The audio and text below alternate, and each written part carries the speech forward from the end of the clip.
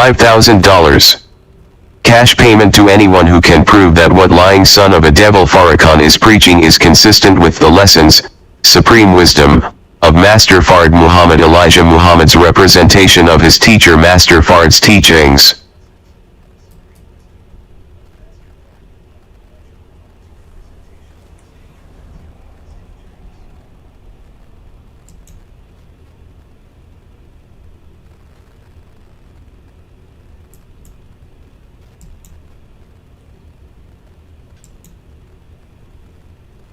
$5,000. Cash payment to anyone who can prove that what lying son of a devil Farrakhan is preaching is consistent with the lessons, supreme wisdom, of Master Fard Muhammad Elijah Muhammad's representation of his teacher Master Fard's teachings.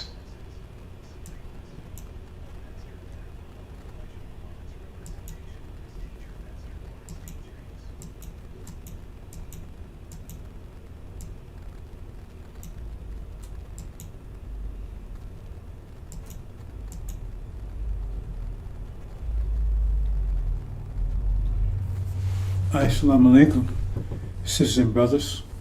Sulman Rahim here, Messenger Covenant, break of the 7 seals.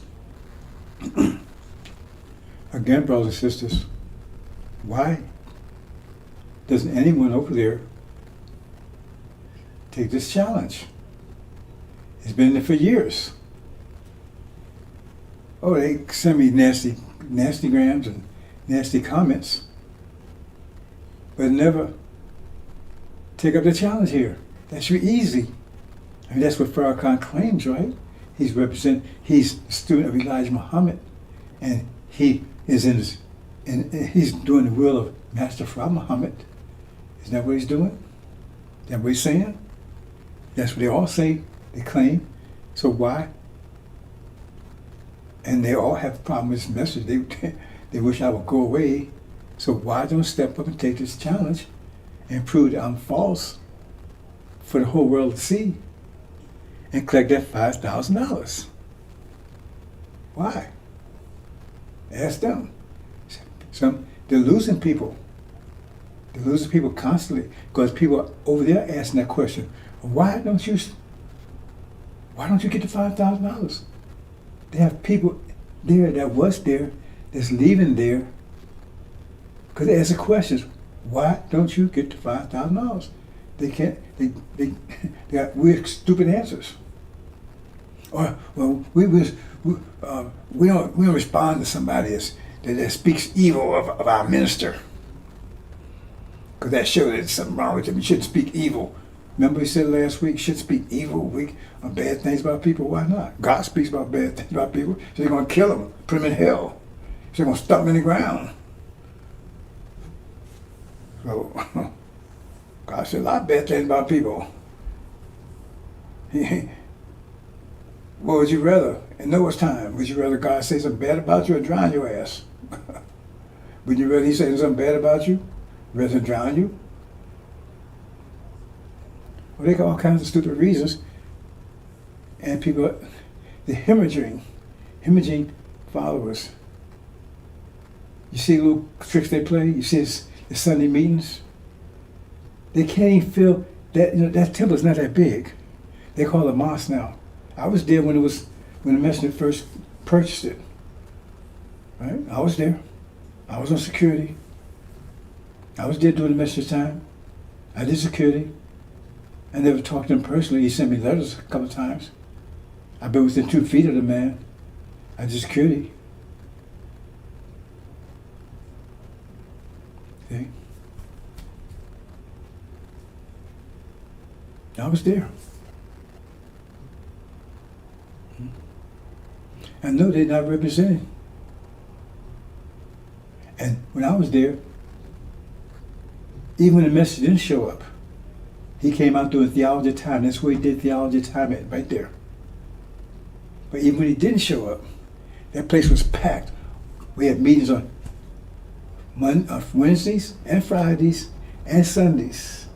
That's the general public. Then we had FOI meetings on Saturdays. I remember when the sisters had theirs. We had FOI meetings Saturday mornings. That was just for FOI. And that place would be packed. If the message showed up, they'd be packed all the way down Stony Island Avenue. You couldn't get in there. You couldn't get in there. You couldn't get in the gym next door. You couldn't get in the lot. You was outside. All the way down Stony Island. If the messenger showed up. And when he wasn't there, Minister Yusuf Shah was the minister. The place was always packed. Always packed. Standing room only. Up in the balcony and everything. And now they can't even feel it. And so they got a little thing. If you notice it, they got the sisters. They all packed into the first 4 or 5 rows. And a lot of them are just paid to show up. And there's no one in the back rows. And then so-called brothers on the other side, they had them spaced out every other chair. So then the COVID thing is it.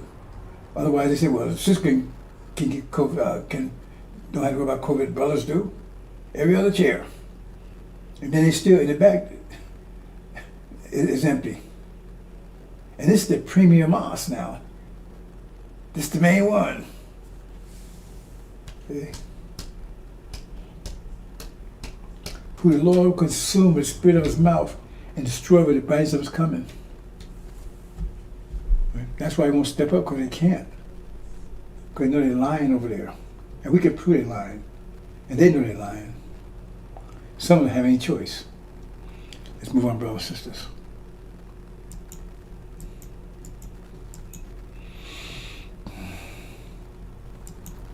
Most photos they put together as a challenge to be saying, how can we show a photo? So they showed a photo, they tripped over their own behind.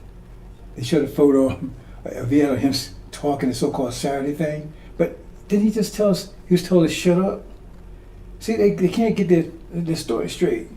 He was told by God to shut up, so why is he talking then? So now he has permission to talk. If he does, then tell us what's going on, Farrakhan. Tell us what we can expect. Tell us what happened in the Middle East over there. Or what happened to Armageddon that you said 3 years ago it started and was spread all over. What happened to that? Did God stop it? I mean, what happened to it? You said that was your topic on so-called Savior's Day, what, 3 years ago? The war of Armageddon has started. You see any war of Armageddon? I don't see any war of Armageddon, do you?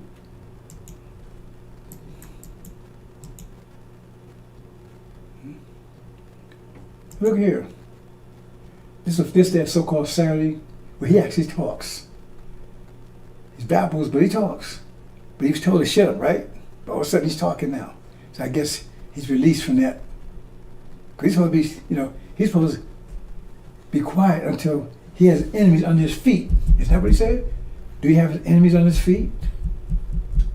There's something under his feet I don't know about. He's supposed to be quiet until God put the enemies under his feet. That's what he said, right? So why is he talking now? Is the enemies on his feet? See, busted. See? They was trying to show, oh, he's okay. But is he? Look at it, they're holding him up. Hands under his arms pits. He can't walk. They're holding him up like that. On top of that, yeah, you said, why is he wearing a jumpsuit? A one-piece jumpsuit. When everybody says formal affair, he called it. It's not like he didn't know when he showed up. No, he called it. It's a formal thing. Everybody showed up formally dressed. He shows up in a jumpsuit because the man is incontinent. They dress him. He can't dress himself. It's too complicated to put a tie on and make sure it stays straight. It come loose, he can't put it back together. You see? And like he's a cotton, so he got a around his waist a bag for his piece of shit to get in because he's incontinent. He has blast blown up from cancer. He was cursed. Was God protecting him when he got that? At 55? So they had to put that on him to conceal it. So he could easily get in and out of clothes.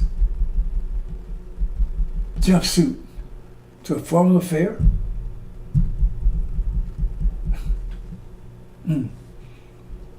Sad.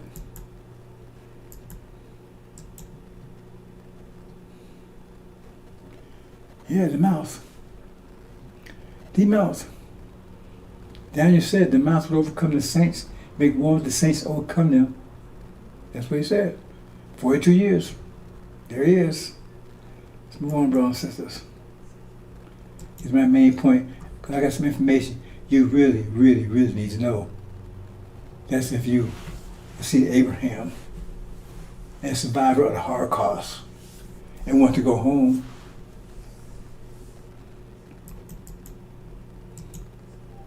Do you then believe in a part of the book and disbelieve in the other? What then is the reward of such among you as do this but disgrace in the life of this world, and on the day of resurrection they shall be sent back to the most grievous chastisement? And Allah is not heedless of what you do. 86 These are they who buy the life of this world for the hereafter, so their chastisement shall not be lightened, nor shall they be helped. It's too complicated, but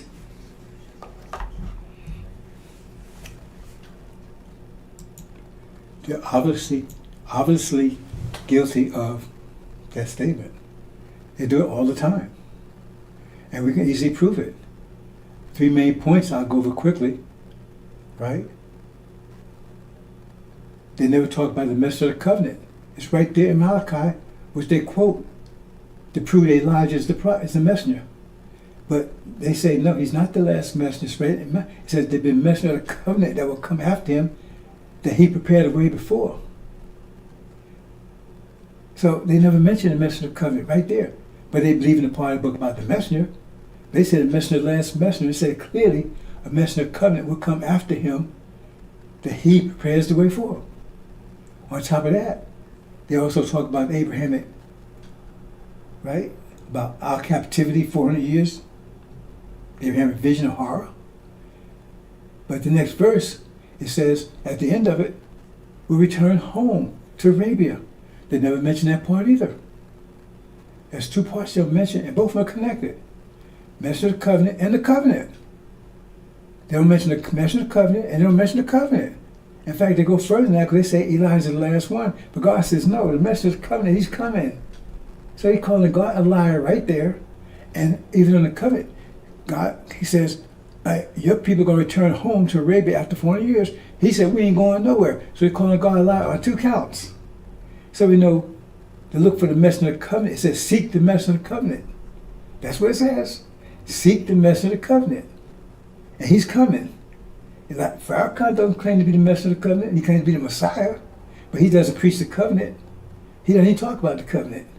So it says, seek the message of the covenant. They never mention them. They don't mention the covenant. And they don't mention the identity of the message of the covenant. Who's the identity? It's Joshua, who comes after Aaron and takes our people home. He fulfills the covenant. Right? They say, oh, Aaron, ain't nobody after Aaron. And first, ain't nobody after Elijah, now ain't nobody after Aaron. 3 things right there. Obviously, you can easily check. That shows right there, they're liars. And they say, you call God a liar again. Because if you with them, you call God a liar. If you with them and you know these facts, you call God a liar also. Because you support someone that's calling God a liar. So you're just as guilty as they are. You're supporting someone who's calling God a liar. Who's saying, no, there's no messenger of covenant coming here. Elijah's the last one. God said, no, messenger of covenant coming. Right? They said, you going home to Arabia after 40 years? No, we ain't going nowhere. Calling God a liar again. And ain't nobody coming after Aaron?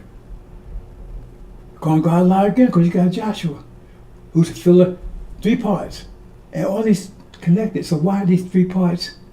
That means they're openly deceiving you. Because 3 parts all connected. The messenger of the covenant, and the identity of the messenger of the covenant. All 3. And they mention none of them. Not any of them. So you hang on in there. Hang on in there. Let's move on.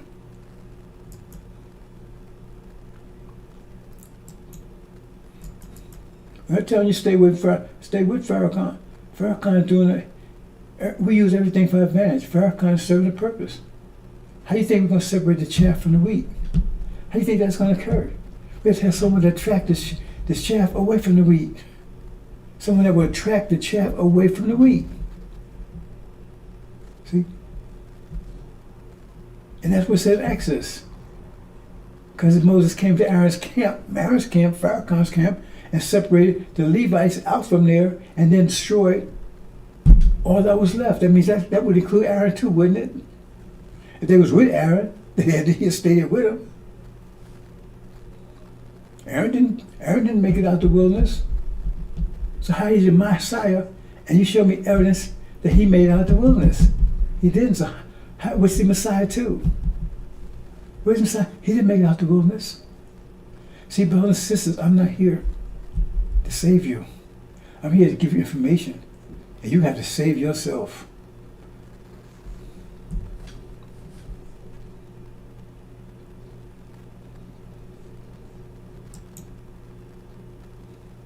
Here we go.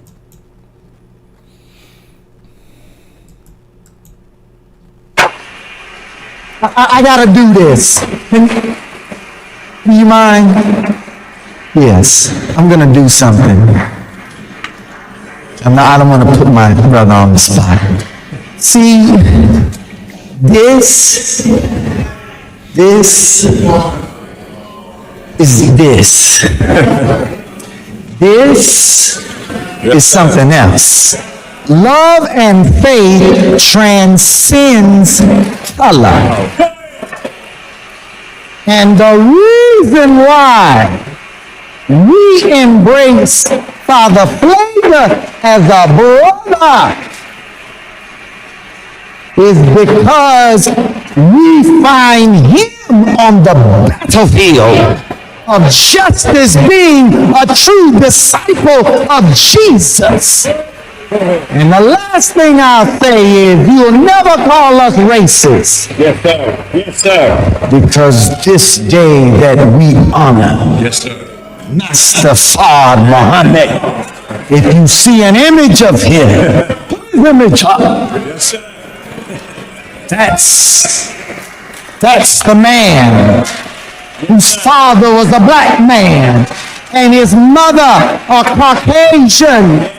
And how many of us have a parent that's a Caucasian or grandparent? It's not about color. It's about our submission to the will of God. And in that we find common ground in unity. Yes, sir. So I'm only one shade lighter than you. And Mustafa may be 4 more shades lighter. We a family. Let's stay a family and be a family and love each other as God would have us to love each other. We love you, Father. Happy Savior's Day. I had to do that. We love you. One more time, brother. That's some sick shit there, boy. Ooh. I'm telling you, if Elijah was present, what he would do to them, that goes against everything Elijah Muhammad taught, everything the lessons. They ain't my brother. That's your who. And anybody that's still there after that, that shows who they are. Anybody that's still there after that, because that's totally diametrical to Elijah Muhammad's teachings. Totally opposed. Totally opposed. I mean, it'd be worse than the Ku Klux Klan saying, man, Martin Luther King is our leader. This is sick. That's sick. You can't find any lesson or anything Elijah Muhammad wrote anywhere, not even close, that justifies what they did. And plus, look at this client kissing him. He says, our brother, he's kissing, well, that's his lover. It's sick. As that shows you, that anybody that's still there, they definitely chaff. They're definitely demons. They definitely ate whatever. They ain't with us. Because there's no way you could still stay there and claim Elijah Muhammad and show me the lesson that supports that. Show me the lessons supposed. If you claim you're supposed to know the lessons, right? Supposed to study those lessons, right? You're supposed to read the message of the black man, fall of America, and all those things, right? So tell me anything that justifies that, anything close. You can't. That's why you don't come and get a $5,000 and you can't justify any of that. So why are you there? Because you are a demon also, or a total idiot. Either way, we don't want you. We don't want idiots. There'll be no idiots in our kingdom. There's no way you could still be there under those circumstances. I know I showed that picture there to someone about a year ago. Oh, that's Photoshop. Oh, we better go and tell them because they own the picture. Farrakhan, we got him video doing this. And he says, Father, say you're going to be in heaven with them. Really? Well, if he is, I won't be in that heaven. That's sick. So that shows, so the believers will not shed a tear because it's so obvious. Because you can't, there's no way you could say, oh, I made a mistake, I slipped up. No. Because the vision is going to be so stark, so clear. There's no way in the world you're going to be able to talk your way out of it because nobody's going to be listening. Ask one question, well, show me a lesson. I mean, if we take the time to do that, will we not? Show me a lesson that says they are brothers. Show me a lesson. Show me a message of black man. Show me a fall of America. Show me any of that. You can't. And speak on that note. You see, what I'm going to talk about is, I've been talking about the last couple of days. I got me some new equipment. I think my voice is coming through a little clearer. You need to understand this, brothers and sisters, if you intend to get home. Because what time is it? First, the time, what must be done? He has no idea. That's why he's told us shut up. That's what he claimed, because he has no idea what's going on right now. Look, the whole world's in uproar. The things are dramatic. They're telling you America's going to collapse any day now because America is like $12 trillion debt or something. They cannot pay it. And their biggest debtor is to China.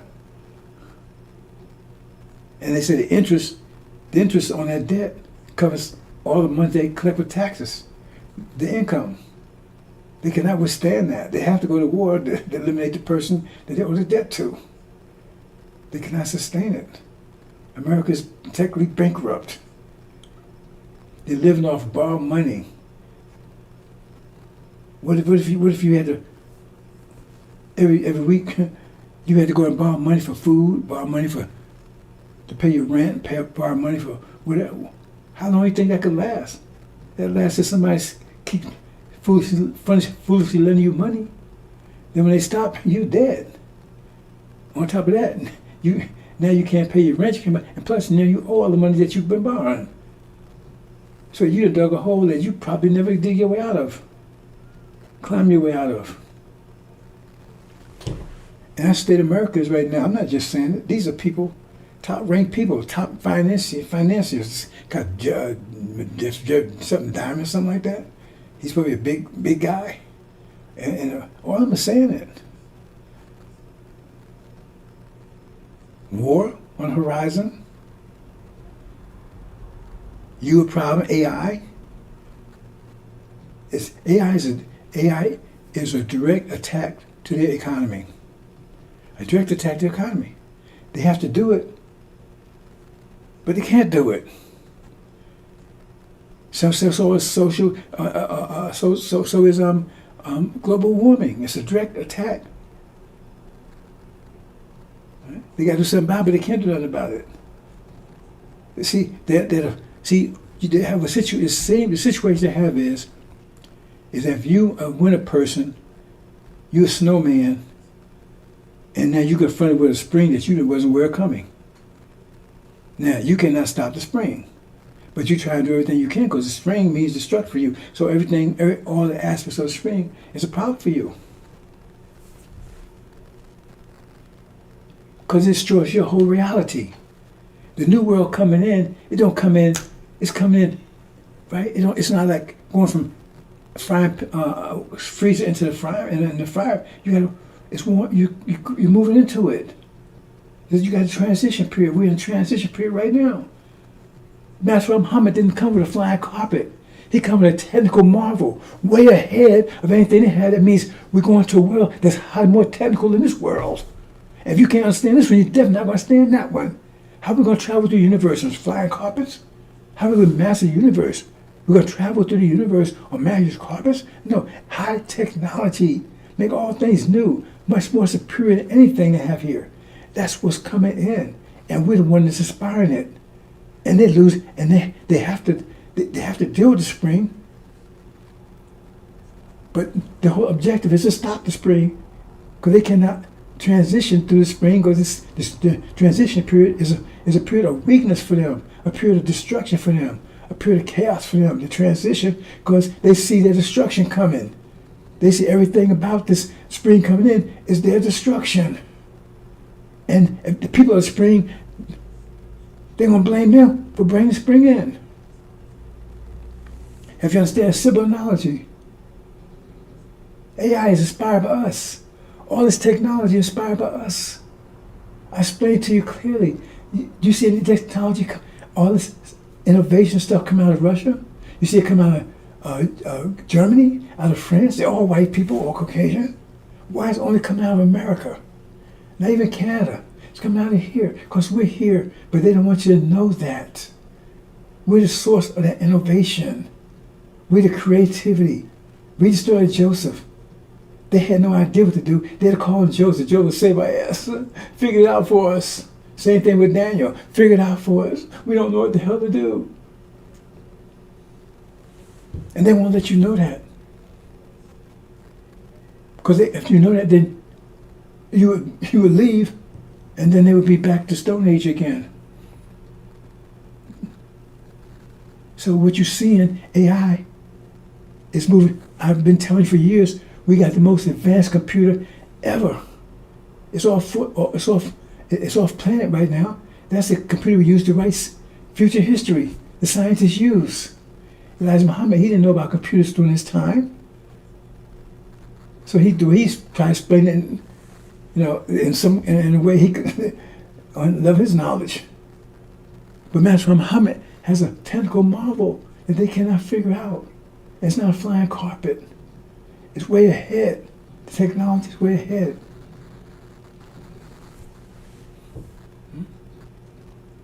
And so we need that computer to navigate the universe and also to write future history. This is our stuff. So what you see, AI, and that's me. You see what you see is a transition period between caveman, right, and science man, the beasts and the gods.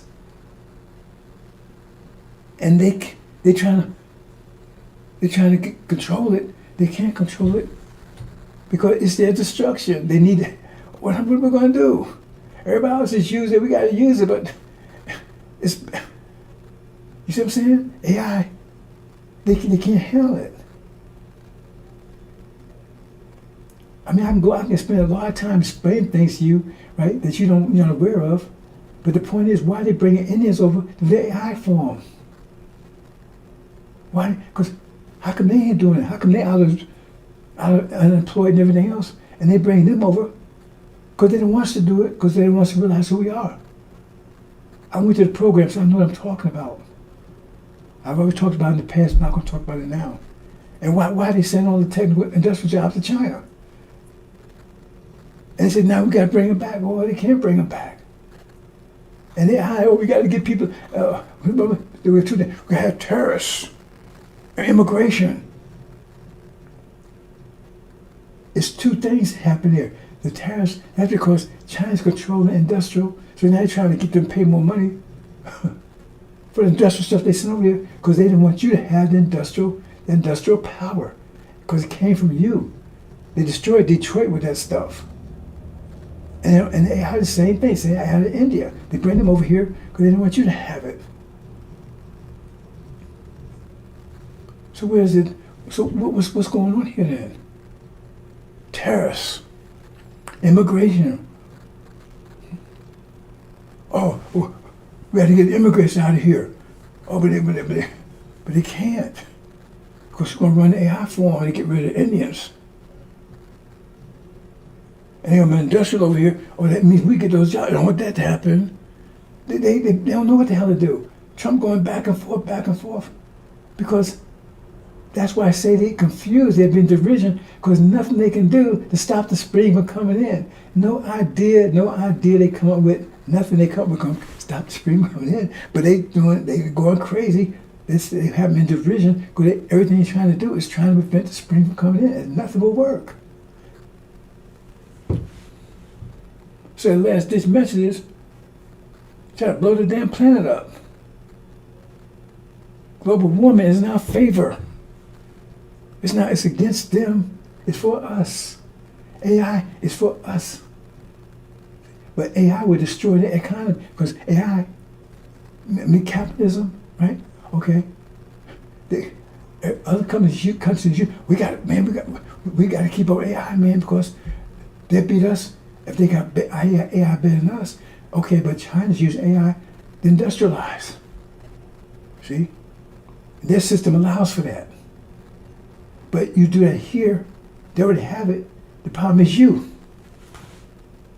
Because they don't need you in Popeyes anymore. They don't need you in McDonald's anymore. They don't need you in those jobs anymore. They show in the movies, every time they show the movie, oh man, Kevin Hart and all these guys, they live in $1 billion houses and make $1 billion deals. That's all bullshit, you know it. Go in the black neighborhood, see if they ain't live anywhere near like that. All this is to deceive you. Okay. So the point is that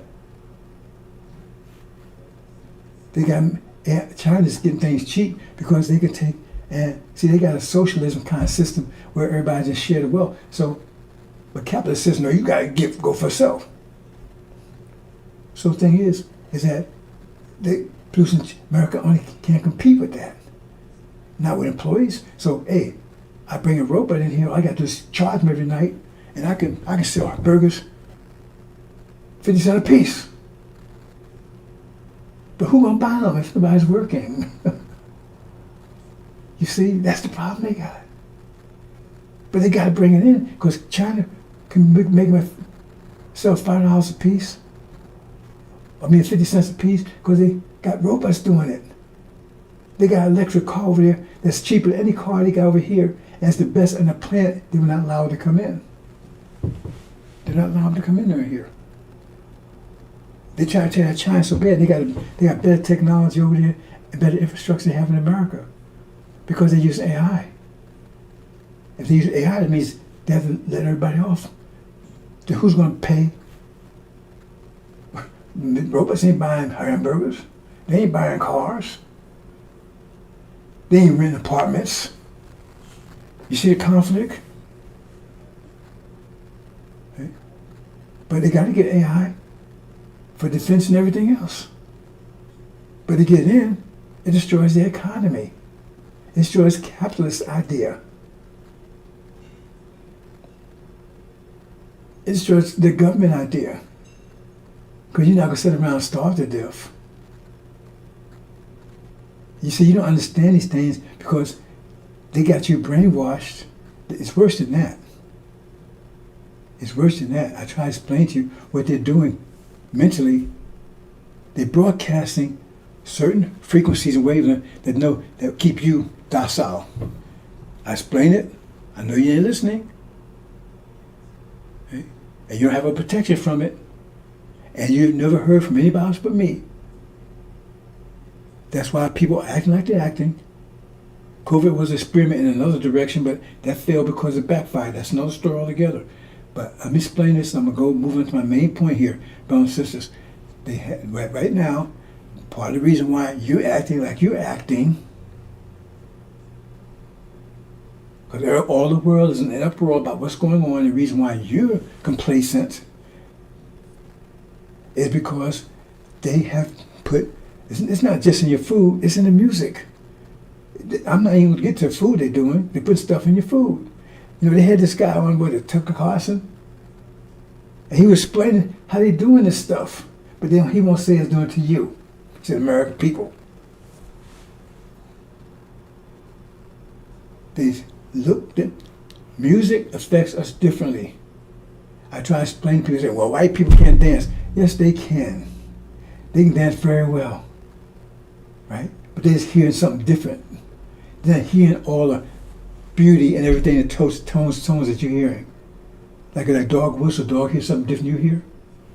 They don't hear all the beauty in the music that you hear. What they respond is to what they're hearing. What they respond to is what they're hearing.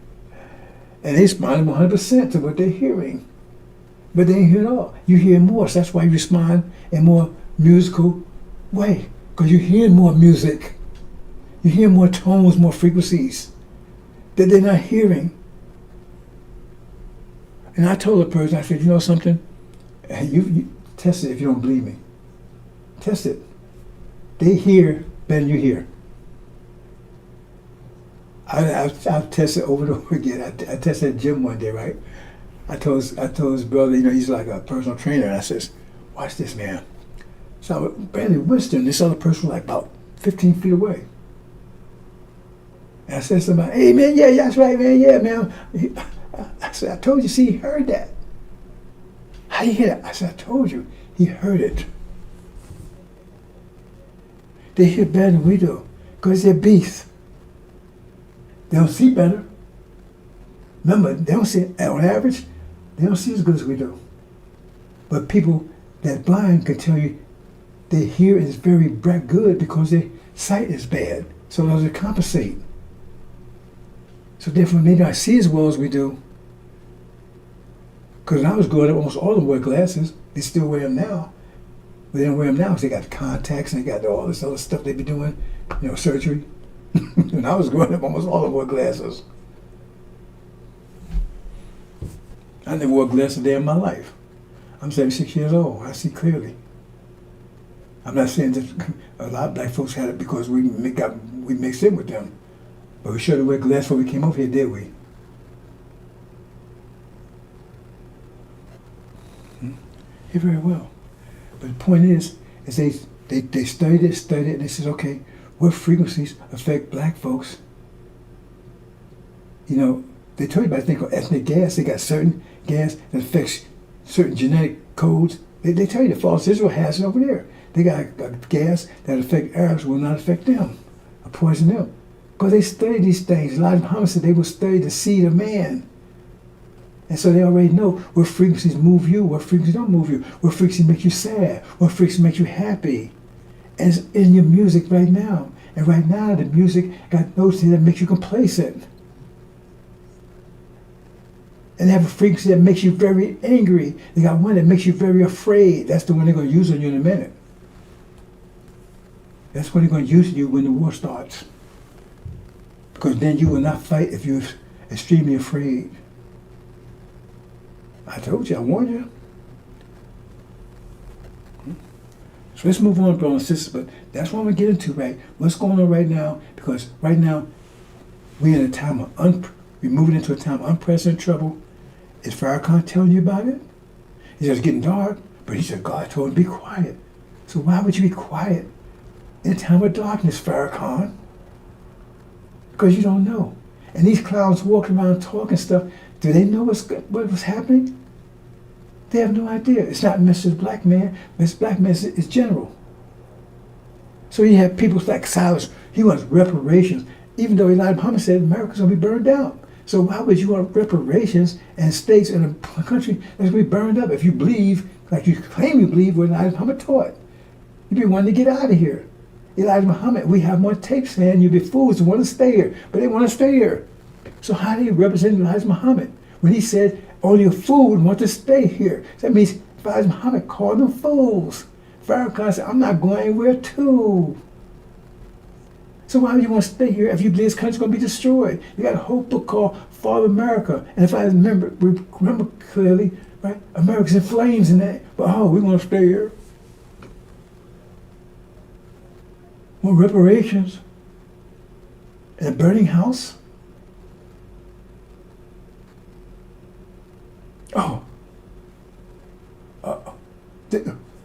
What's about to happen? Silas, Ben X, Melchizedek, son Oman. What's about to happen? He representing the American flag. Yet America is supposed to be destroyed.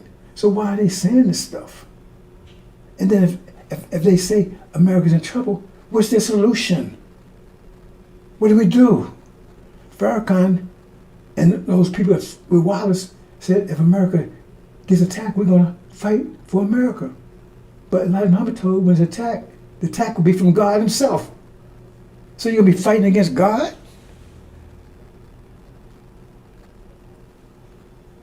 They have no answers, no solutions. The world is in crisis right now, and they have no idea what to do. Oh, I got a message black. Okay, explain to me, show me the page, show me what we're supposed to do. Are we going to stay here? Are we going to leave? We're going somewhere? Where? And why, if all you represent Elijah, why are you so separated amongst each other? I mean, if Elijah was so clear, like you say, then how come so many of you are saying, I'm Melchizedek, I'm with Elijah, I'm John Muhammad, I'm with Elijah, I'm Silas, I'm with Elijah, I'm with Elijah. Yet you're on the odds with each other. Because the devil said there was only two choices. Either destruction of the nation of Islam or control of it. And we got it. It's published. So if that's true, and he said it was important that they, right, fulfill that strategy, then that means either the nation under control right now, because it's still here, according to them, either destroy it or control it. So if you say it's here, that means under their control.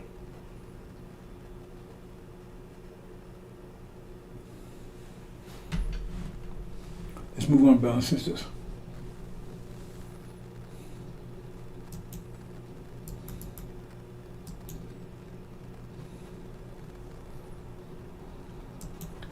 See, with them, under they lose the nation. This is an actual fact. We got him admitting it. He won't say it that way. But he blamed it on Wallace. Yet he was standing right with Wallace for several years. He was bad-mouthed the messenger too. They took the money, they looted the nation, left the Greeks with nothing. He knows. He said that some people went crazy, some people went sick, and everything. Yeah, but did you supposed to be a shepherd? How come you didn't come in and protect them? They said, well, Wallace took it. Why did Wallace take it? They lied about that. Wallace was officially out on time. Not on time, he was officially exiled. He was officially exiled permanently at the time Elijah departed. I was there. So there's no way in the world he could have took over. I was surprised. It was a surprise to me. I knew it was going to be trouble after Elijah departed. But him? How did he get in charge? I said, how the hell that happened? Farrakhan was supposed to be the one in charge.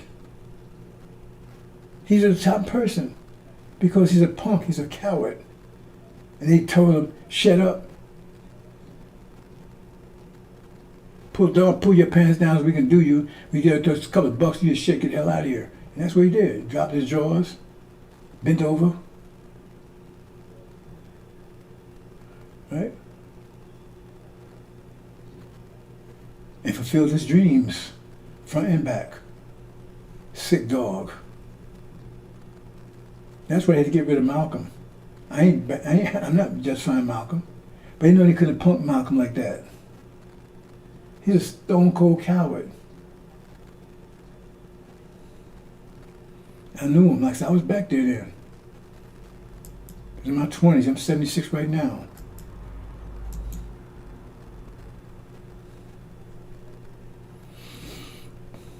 Okay, brothers, let's get to the main.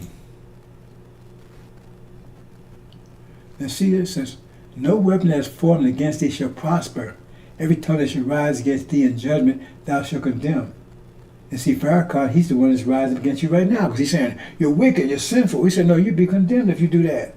Because you're the one that's sinful, you're the one wicked. Because he's the one that rises against you in judgment. He said, if you don't get right, God gonna get you. You're gonna be chastised. That's bullshit. That's not what the messenger taught. That's sure not what the angel says. And I don't teach that kind of nonsense.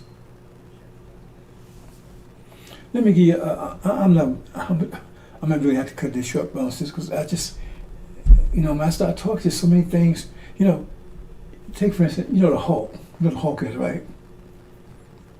Okay, say before he became the Hulk. Say he came the Hulk by not nuclear accident, but he came because he was a 100-pound person, went to the gym and did the work to make that happen. See, it happened that way. What do you have to do that? I mean, man, to become that powerful and strong, he has spent years at the gym. I mean, I'm not talking, forget about steroids. If he's doing cold turkey, right, just going there doing it, look how much pain and suffering he had to go through to do that. That wouldn't be easy. He had to lift heavy weights, man. It was stress, right? I mean, he's 24/7. He's out there, man. He's there every day, right? And it may take years. And then finally, you look at him and say, damn.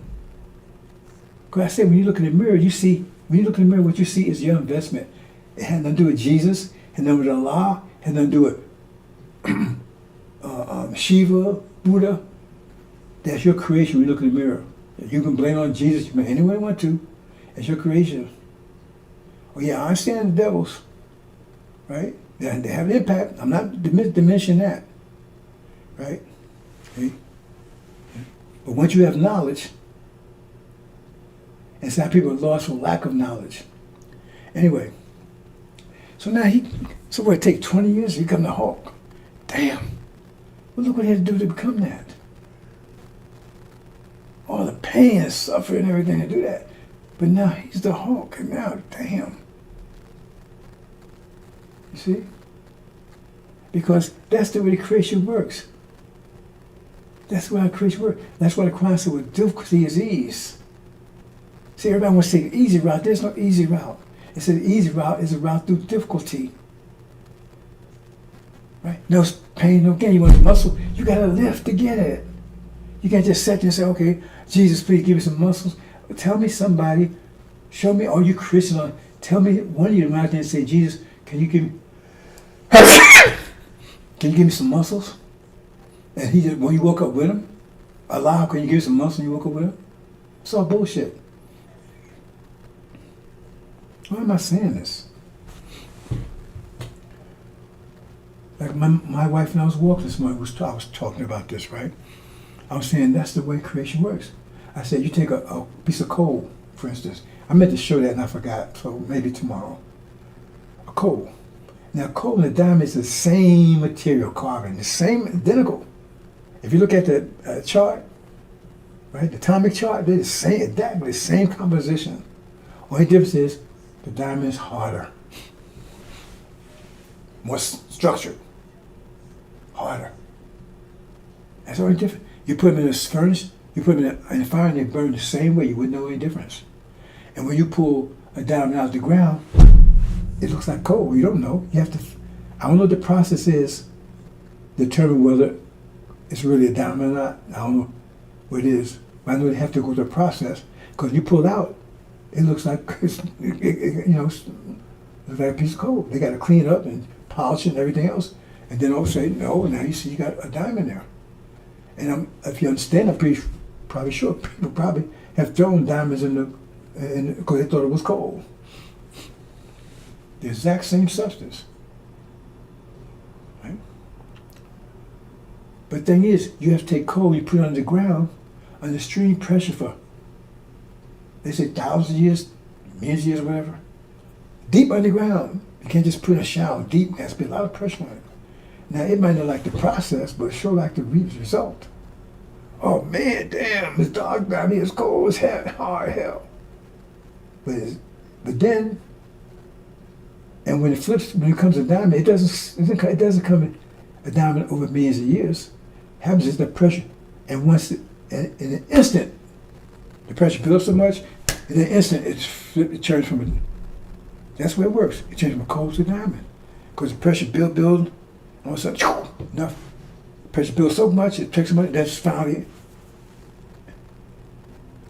it restructures in an instant. It might take millions of years to happen. Once the pressure builds up enough inside, there's a diamond. And that's the way life works. And that's what Dr. Shabazz, that's the process they use to turn us from angels into gods. The Holocaust. They said it takes 400 years to do it. But you have to have the structure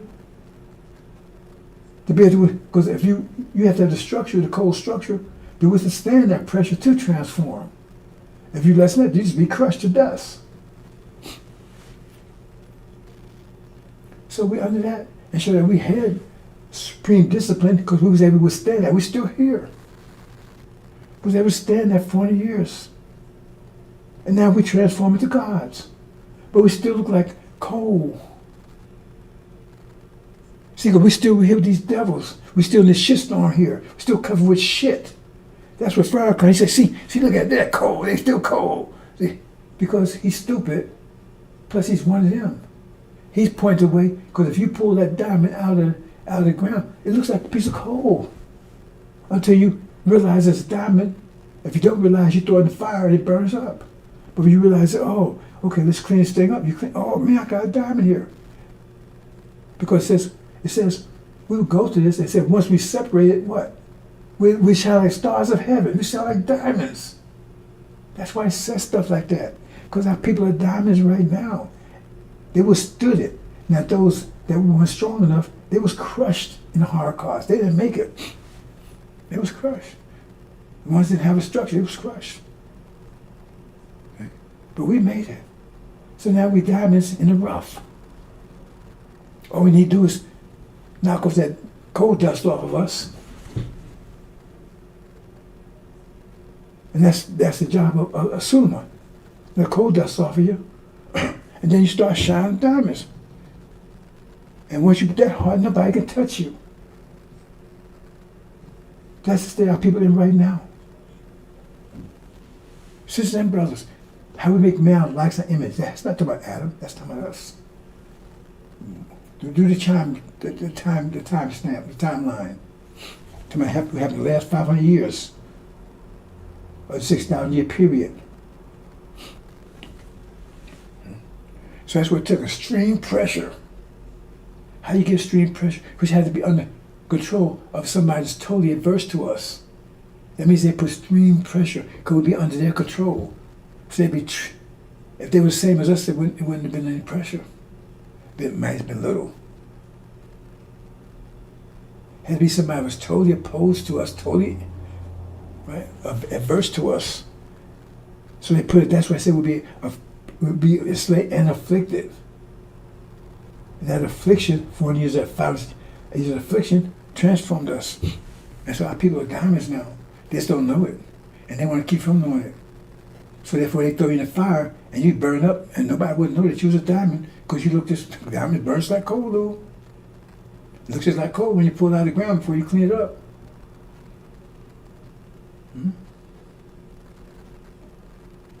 But as soon as this war resumes, a twinkle of an eye, you come together. That's what they want. They don't want that. So I thought I'd mention that, brothers and sisters. See, that's who you are. But they're trying to prevent you from understanding that. They want you to think you're cold, you're worthless. And you end up in the fire, and nobody will know. Because you burn just like the coal will. Nobody will ever know. Our people are lost for lack of knowledge. Farrakhan, those clowns. Let's move on. That's why I said every tongue would be condemned because, hey, they cold. Oh, I thought say it was cold. Like a diamond to me. Shut the fuck up. You understand what I'm saying? Because they don't come and say, see, how do you condemn? Oh, see, cold, they're wicked. And, you know, remember me, man, I say, hey, man, we wicked. We no good. We gonna be better. A farce. Farrakhan had you tell the whole world that everything they said about you is true because you admitting it. See? But you thought he was doing something. He was doing something all right.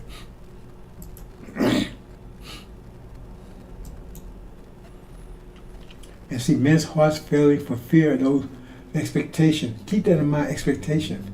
Have heart attacks, expectation. What happened when the reality?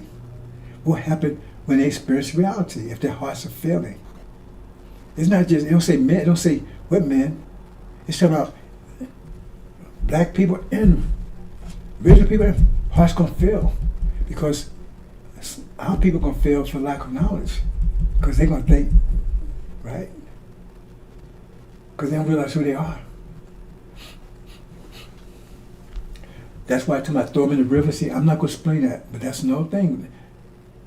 They're going to use you against yourself. But anyway, when the powers of heaven will be shaken, that's heaven in the Middle East over there. It's that place beyond the sun, moon, and stars. I can explain that, but I'm not going to right now. I explained it yesterday. But they hearts are failing, heart attacks, expectation. What happened when they get to reality? Because what's happening over here is coming here. The genocide over here is a race war. A race war is coming here, brothers and sisters. A race war is coming here. It's going to be here soon. But my calculation, it'll be here before Christmas. That's my calculation. And that's what, 3 weeks away? A race war is coming here. Economic war is coming here. Total economic collapse. A social war is coming here. That means, right, it's going to be civil conflict. It's also going to be a government war. In other words, called martial law. Going to have to. What's the shock of the hour? What's about to hit America is going to, and you're going to be in shock about this because you don't understand this message, or you're not hearing this message, or you're not responding to it. Because I don't want you to follow me. I don't want any followers. I've never asked for. I don't want your money. I need to get information so you can save yourself, so you know what to do. Because you're not being told what to do. A time of unprecedented troubles is fast approaching, and you have no idea what to do. What's Benex telling you? What is so-called Melchizedek telling you? What's Farrakhan telling you? Oh, just leaving me? Hell, he in a damn wheelchair. He can't wipe his own ass. And you see hell is coming, and you have no idea what to do about it. None. You think Master Muhammad's going to come and just pull you out? No, it's not going to happen. Elijah Muhammad never said that anyway. It's not going to happen that way. Let's move on.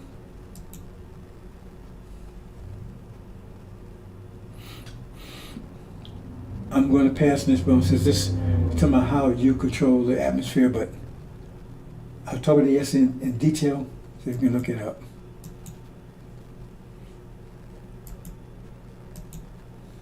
I want to get to my main point. Now, I hope you can understand this, but I'm going to try to say it clearly as I can. You need to understand your reality. And you don't understand reality because they tell you wrong. It doesn't work the way they're telling you. We live in a pressure reality. It's governed by laws of pressure. Your body is all about pressure. Hearing, pressure. Talking, pressure waves. Heart, blood pressure. Lungs, air pressure. Your reductive system requires is a result of pressure. Pressure, pressure, pressure. Your whole resistance is based on pressure. It's a very simple principle. And higher pressure overcomes lower pressure. Period. And if you read scriptures carefully, they make this point, but they don't come and say it that a particular way, because it would take the message of the covenant to come and explain stuff to you mathematically. Because Elijah Muhammad tells you mathematics is Islam, and Islam is mathematics. So if you understand we're in a pressure system, the atmosphere is pressure on us. We must maintain equal pressure inside. to offset the pressure. Because, well, you know, death is caused by. Death is not because you just got old. Death is because you weren't able, the pressure of the environment become greater than you. So you got crushed out of existence. I know it's hard to understand that, but that's what caused death. I don't care how old you are, if the pressure you're exposed to, the pressure of this system, right? The people, everything, that's pressure. And when you can't, and the pressure is greater than you are, then you get crushed out of existence. Or you get crushed out of mobility, like in prison. You're restricted. That's the pressure. The pressure is greater than you. That means they got you locked down in a place, because it says the Suleiman would break the people out of prison. You get information. Because if you start applying, if you understand the laws of pressure and start understanding how to maximize your pressure, they cannot hold you in prison, because lower pressure cannot restrain higher pressure. It's just impossible. But you understand it that way. And they don't want you to understand it that way, because if you do, then you overcome them. Because you have greater discipline than they do, and discipline times energy equals pressure. You know you have most discipline because you had to take discipline. That's all you had during Holocaust. You had no energy. You didn't have enough to maintain yourself. They did. But all you had was discipline. You're the most disciplined people on the planet. And that's what allowed you to submit to Adam and would endure, because no one else could do it. It took extreme discipline to endure the Holocaust. Extreme discipline. That's you're the most disciplined people on the planet. Now when you start getting some energy, oh damn. First thing you did, you broke out of slavery. You broke the chains, not them. Mark tell you broke them, but they want to tell you they did. If every 50 years you're getting stronger and stronger and stronger, and they do more and more trying to keep you down. Because now you get more energy, more discipline. The problem is, you don't know how to direct that discipline. Discipline has to be directed. That's where scripture come in. That's the mind. Scriptures are your mind. When they give you scriptures, that's the mindset you need for that reality, for that season. Universe constantly changing. That's why they keep giving scriptures. Okay, this is the mind you need for this particular period of time. The mind we needed for the Holocaust was submission. Because in submission, we'll be transformed into diamonds. Let's make man our likeness, our image, male and female. That's the mindset we needed. That's why it says submission. Submit to your master. Obey. But that's not true anymore. Now you got a new mindset. That's the angel. Kick ass. Take names. Get rid of your enemies, because now you're diamonds now. You know, you put something in the furnace to purify it. Once it's purified, you turn the damn furnace off. So you don't want to burn energy for no reason. Scriptures are your mind. Mind is software. Your brain is hardware. And the mind you need right now, that's why it was sealed. Revelations, the scripture, Daniel was sealed, because that's the mind that was saved for you at the time of your coming out of captivity. Because it said you came out with their mind, and you was how you know it was their mind? Because you was beating yourself. Ain't that what your enemy wants you to do? You had their mind. If you're a cat and you got a dog's mind, you're going to beat yourself. That's what's going on. And I was going to do a presentation about those books. See, those books were prepared for me. All the tools I would need when this time comes. I'm not going to go there right now.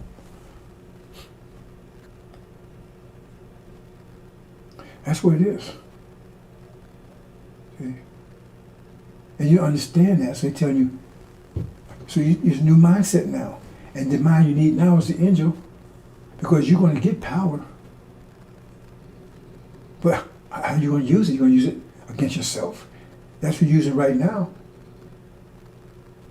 They're using the man he was strong, but he had power, but he was using it against himself.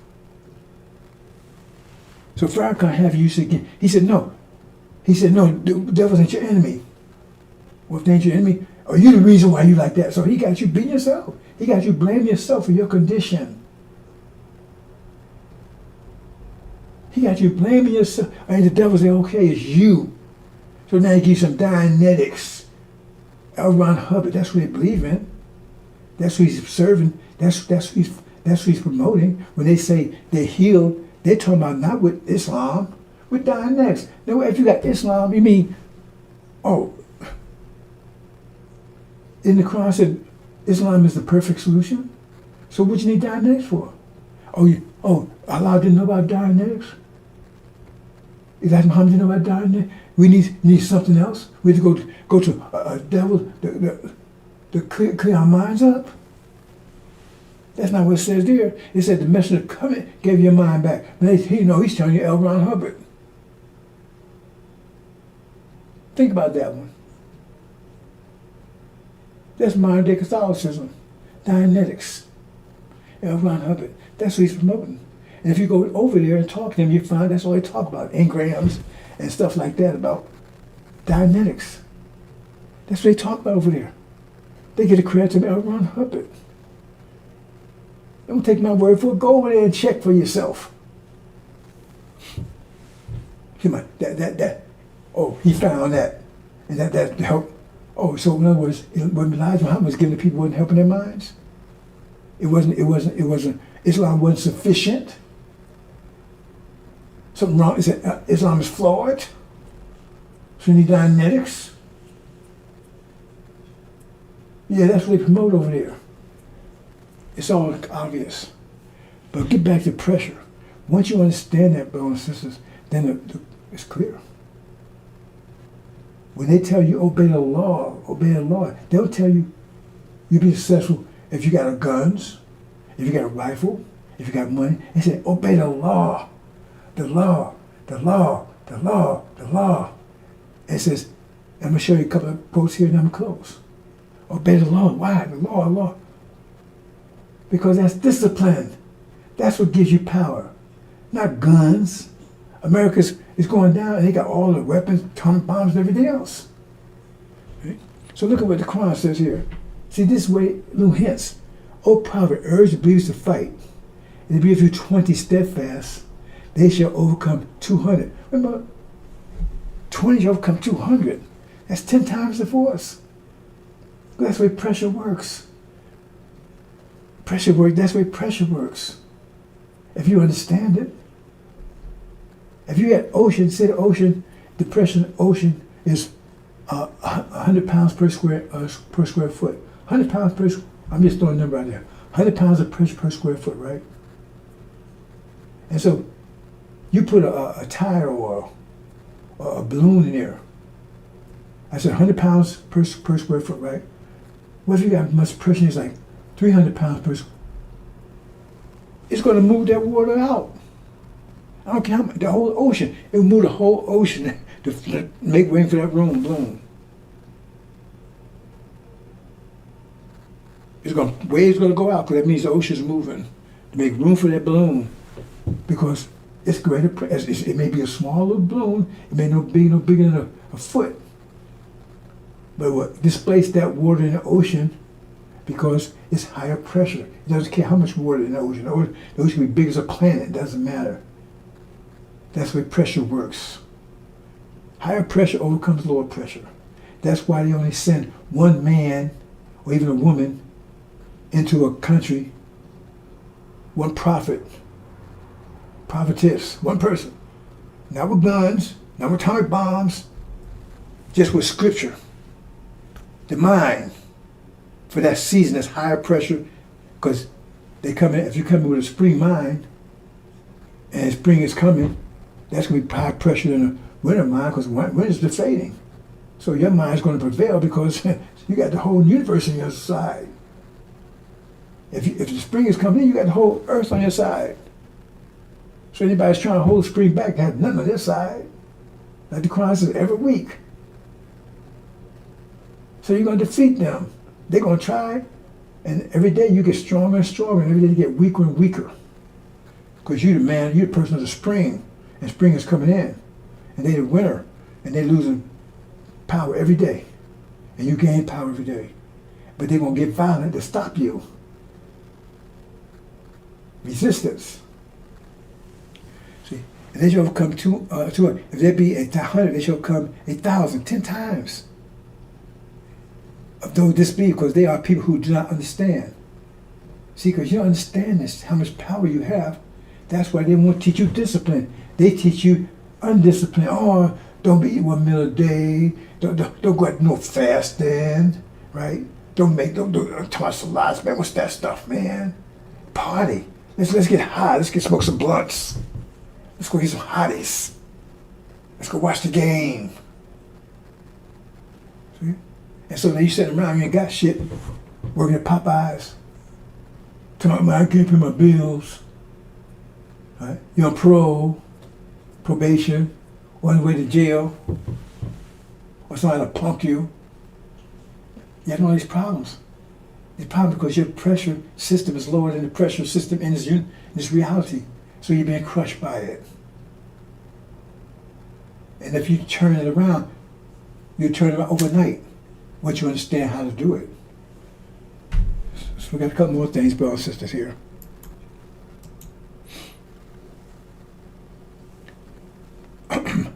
Now Elias light your burden. He knows that there is weakness in you. See, because you don't have that much discipline. So if you're 100 steadfast, let's apply discipline. They shall overcome 200, 2 to 1. There be if you 1,000 shall come 2,000. Elias' mission, and Elias with the steadfast. Greater pressure. Elias with the greater pressure, because lower pressure. I don't care. Ain't no Jesus. Ain't no God. Ain't no law. Nobody's gonna make lower pressure overcome high pressure. This ain't gonna happen.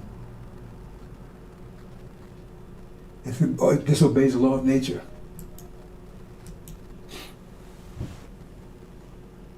Look at this. Keep up prayer from the climbing of to the dark of the night and the recital of the cry at dawn. Sure, the recital of the Quran at dawn is witness. Wait a minute, this is about the recital of the Quran. Recital. And during part of the night, keep awake by it, and beyond was to come of thee, as Lord may raise to a position of great glory. Let me do something here, brothers, since I'm close. Hold on, let me do something. I want you to see this clearly.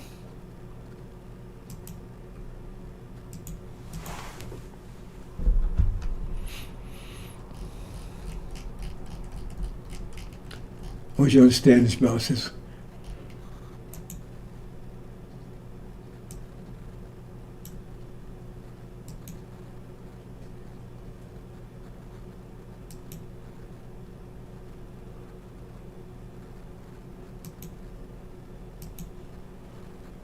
Okay, I guess that's a little better. Let me see.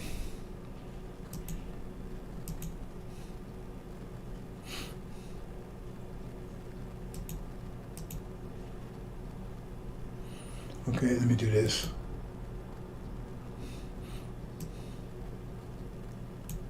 Make this clear so you can see it, sisters. Now listen to this carefully. Keep a prayer from the climbing of the sun to the darks of night. Recital of the Quran at dawn.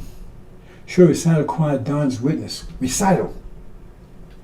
And during part of the night, keep wait beyond it. Right? To recite the Quran now, there was a come upon thee. Maybe that Lord raised thee to a position of great glory. It's that's the controversy. That's the controversy. Because they say, well, you keep up, you're supposed to pray. What is prayer?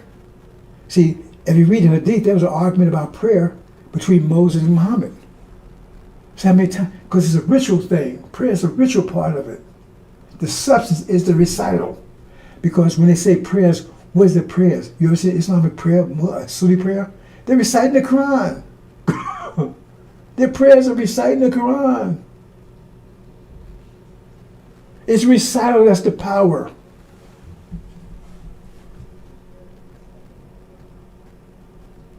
It's the recital that's the power.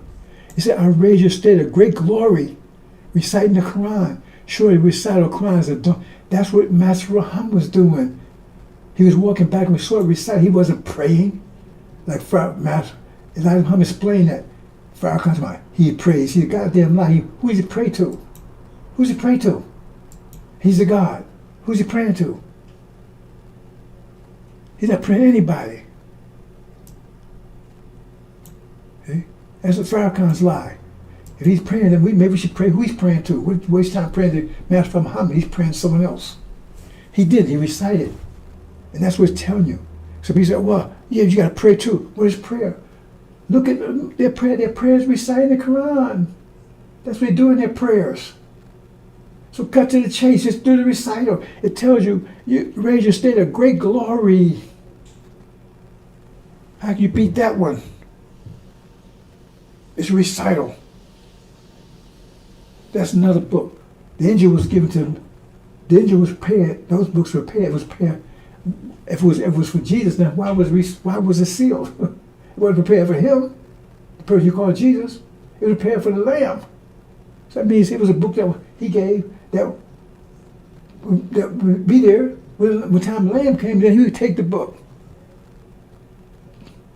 The same thing with the Quran. The Quran recital that was prepared. Prophet Muhammad prepared that book. That book was put there, so he'd have that weapon. There's two of them. I go on and on, all three, all that. All that information was put here by them because no one was going to come to him. He said he would come to Elijah's temple, but Elijah said, I'm not worried to baptize you. He'd be self-taught. They tell you, son of man, be self-taught. Isn't that what Elijah Muhammad said? Don't you pay attention? Was Farrakhan self-taught? Of course not. He said he taught by Elijah. Was Elijah self-taught? No. He was taught by Master Muhammad. Was Master Muhammad self-taught? No. He said his father taught him.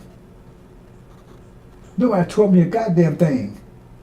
I got the history from Master Muhammad from teachers. But energy deprivation, all the things I'm teaching right now, nobody taught me that. I don't have any degrees. Right? Woolly hair and dark skin. Is that you, Farrakhan? With your devil hair? Let's move on. Okay, let me go over this. I'm trying to put these things together for you, brothers and sisters. Because right now, well, let me think about this for a minute. And plus, I have to check out something right now anyway for a minute. Give me a minute. I'm going to think about this. I want to do 2 parts of that.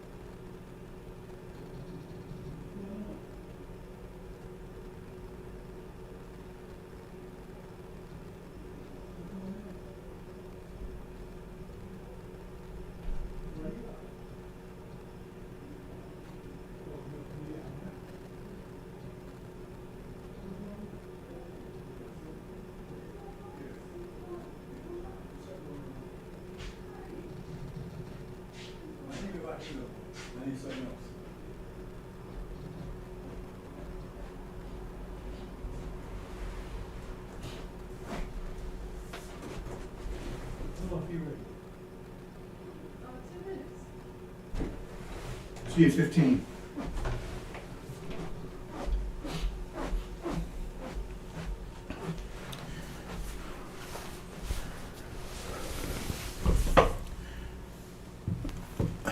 Okay, brother and sister, I talked about this, you can look at yesterday. I want to go to the main point. Let's see.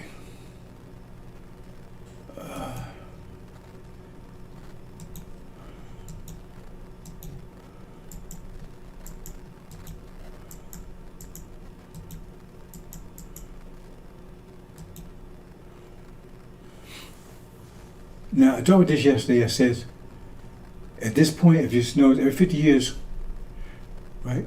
So we have to divide. At this point in time, this time where the chaff and the wheat will be separated. Because for the last, up to now, we all think we was one people, black people. But it says when Master come, he would separate, right? Because remember, the wheat and the chaff was mixed together. So somebody sowed the chaff amongst the wheat. They said, let them go together. But at the end, right, the Master of the Cup, he would separate them. So now at this point, he's pointing out, no, we're two different people. We're two different people. And we see we're two different paths because the path is so divided now. You see, hey, no, we're not the same. Because he got further and further away. I mean, they wanted, he acts, and so now they realize, no, you're the chaff and we're the wheat. You're demons and we're saints, right? So I talked about it yesterday. You can go into it. I'm just giving you a highlight. So you say, well, if you go in this path, reparations, stay here, all that kind of stuff, demons, because they're gonna fight for America, and we want to get the hell out of here. So what would do at this point in time? What would this represent? Who represent this? See, back here you had these two ideas. He represented integration. He wanted to get separation, right? So this the path. They got down this far. So then, okay. So who's representing this side? They get further apart. At this point, it's so distinct that they know they're against each other. They realize we're not the same people anymore. He points out, no, they're not brothers. Remember, Israel, they are brothers. No, they're not. Okay, so let's look at this.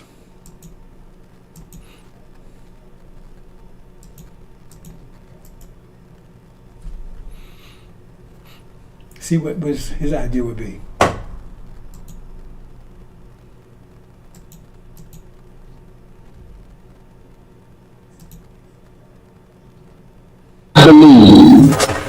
I believe that America can be beautiful. How can America be made beautiful? Now, family, listen. My brother Imam Waterford and I have had disagreement. But his followers and mine have never given each other as much as a bloody nose.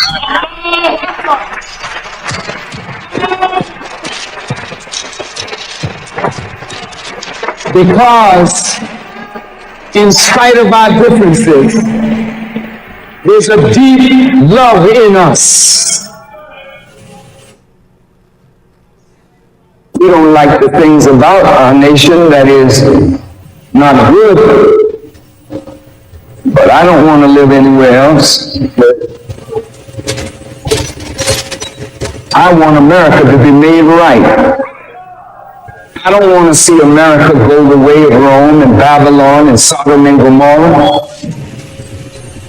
But why won't you go that way? If the men of religion and the women of religion keep silent.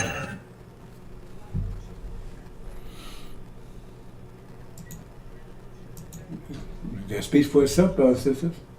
You got two paths. That's not Elijah Muhammad's path. That's the path of the demons, the devil's children. They want to stay with Master. That's what he's saying. That's his teaching. So, and now, see how you feel about you, the ones going the other path. The path of Elijah, that's the covenant. Let's see what he has to say about them.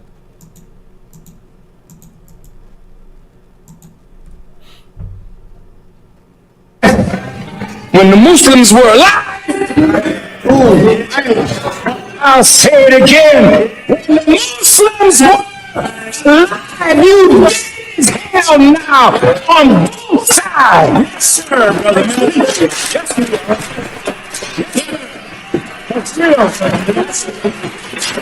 Both sides. When we were alive, we set up schools. That's right. When we were alive, we had supermarkets. We owned buildings. We owned farmlands. we were busy doing something, hiring our people.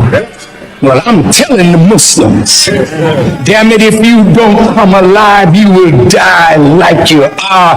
And I will say, thank you, Allah, because if they're not doing nothing on top of the earth, let the worms eat their ass.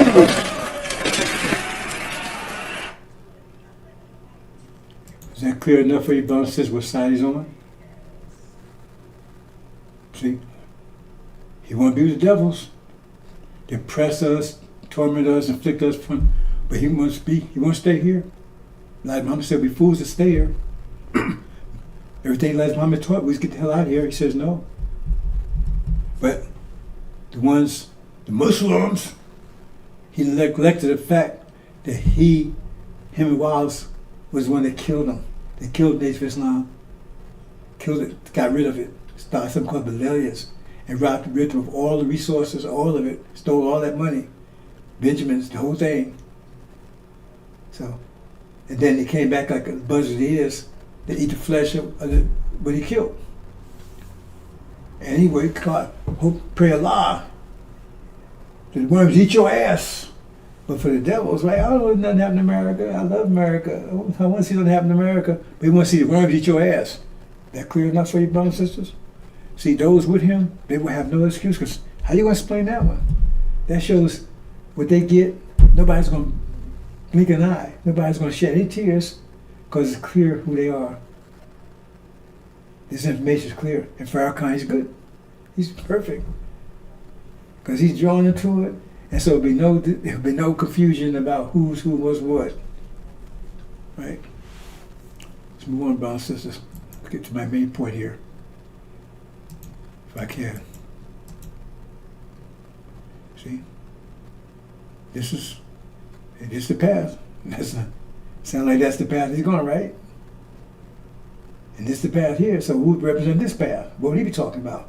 Well, he'd be talking about the covenant. Going to return to Arabia. Getting the hell out of here. That's Joshua. Aaron said no, Aaron tried to turn people's heart back to Egypt. You understand, brothers and sisters?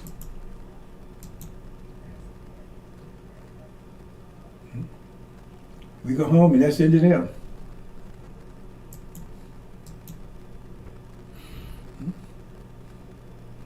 And this is what he'd be talking. He'd be the messenger of the covenant. He'd be talking about the covenant. Right? You get information you need for the covenant, so forth, so on. He represented Elijah Muhammad.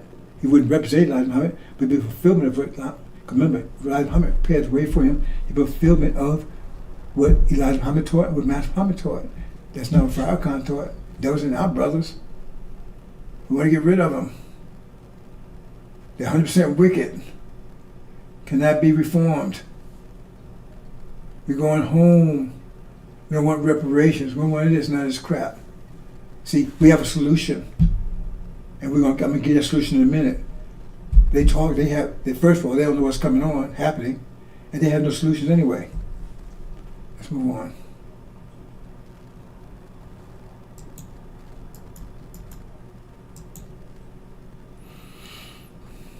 Okay, let me do it this way, brothers and sisters. I'm having to spend one time a day just talking this specifically. Men's hearts filled with fear, expectation. I mean, people, it's going to be a massive heart attacks in this country in a few more days. Because when that war resumes over there, it's going to be so horrific. They know it's coming here. It's going to come here in spades. And so their heart's failing. How are they going to realize it's coming here? Because this gospel is taught in all the world, and then the will come. So they're going to be clear. And they know it's coming here. And they're going to have heart attacks in their expectation, which they think will happen when it actually gets here. Okay, look, see, brothers and sisters, watch this. The thing is, the higher pressure, this pressure on the outside is greater than the pressure inside. That's what happens. What happened there? Oh boy, what happened there? Hold on, brothers and sisters. I tell you. Hold on. I'm not even going to say anything. I'm not going to say anything. Oh boy. boy, I tell you, it's ridiculous. But wait, it all disappeared.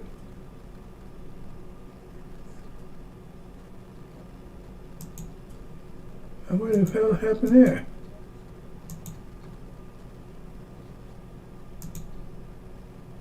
Wow, he does something. Okay, I'll leave it there. What the hell happened there?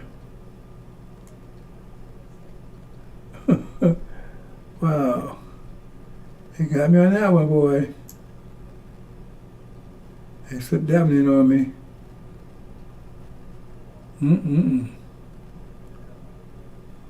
Oh, wait, there it is right there.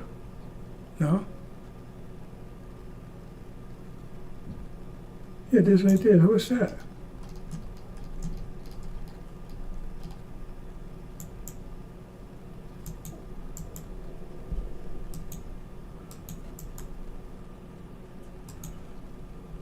Okay, make some moves here.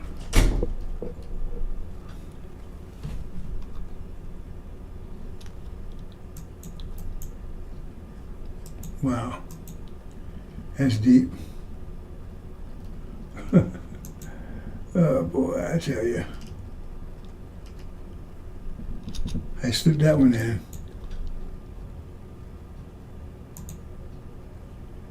Okay. Maybe that'll work. While I'm here, let me just, because I'm not going to be able to do this, so let me just do this.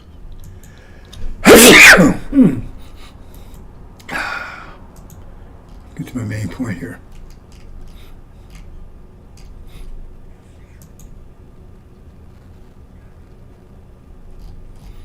Well, maybe I will. Yeah, I will. Okay.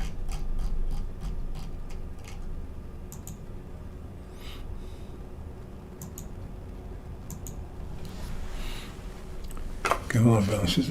Oh boy.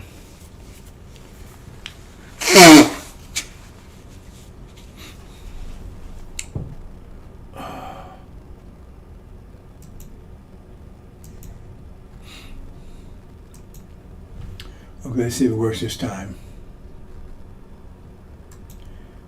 High pressure. See, in the center, it's lower pressure, so it's being crushed. It's being crushed because of lower pressure. Okay?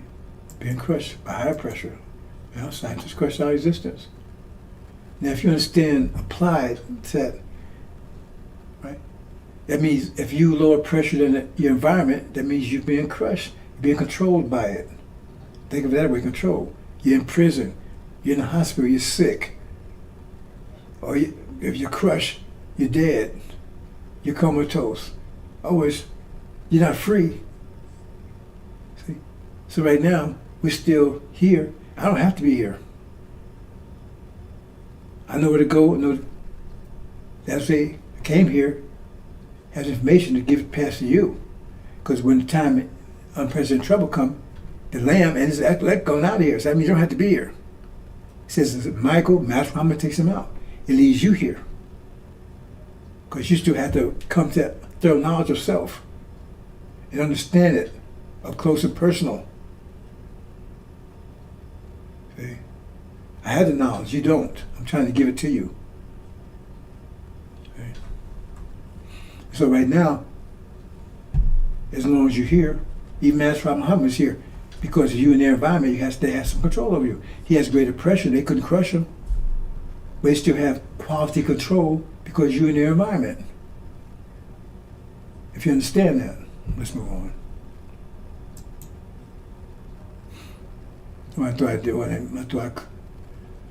Well, let me show this quickly. See here, what this showing here is that action, reaction. So right now, by them being right in control, you unified. We two different natures, so one opposite the other. So by them being unified, that means it causes our disunity. Their unity causes our disunity. Because remember, when you was in Europe, they wasn't unified. They was fighting each other, everything else. And then they unified, the Europeans unified, but of course us being broke, we fight, we become divided. Africa became divided. Europe became unified, Africa became divided. Europe became unified. See, you see a direct connection there? So the idea is if we become unified, that means our unity will cause their disunity, their division. It says, I come bring division upon the earth. See? Our unity causes their division. So here we go. Oh, what happened there? Oh boy, I messed up again. Hold on, this is my fault this time. Hold on. I didn't mean to talk about it, but since I'm talking about it, I might as well go ahead and do it real quick.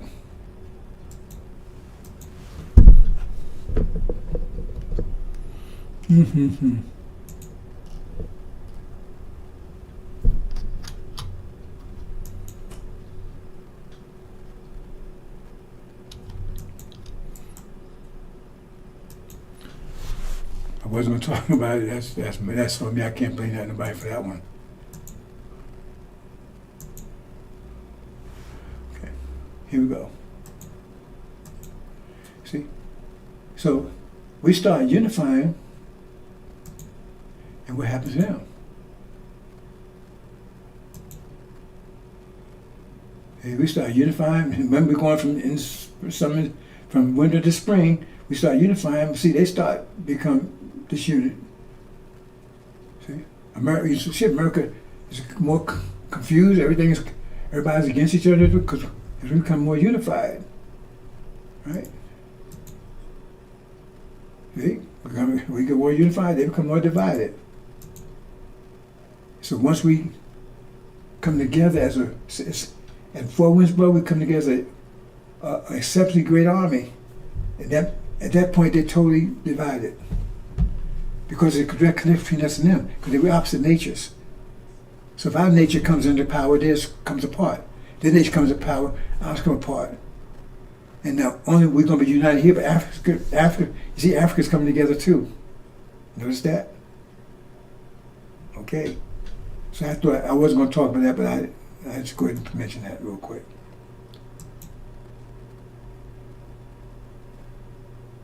Okay, we see Jerusalem surrounded by armies, know its desolation is near. I'm gonna move on, brothers, because that's what this is what.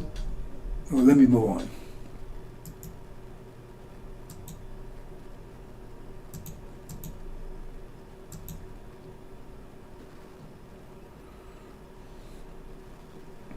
See, when these things start happening, their destruction, it says for you to look up. Because the opposite happened for you. Their destruction is your coming together.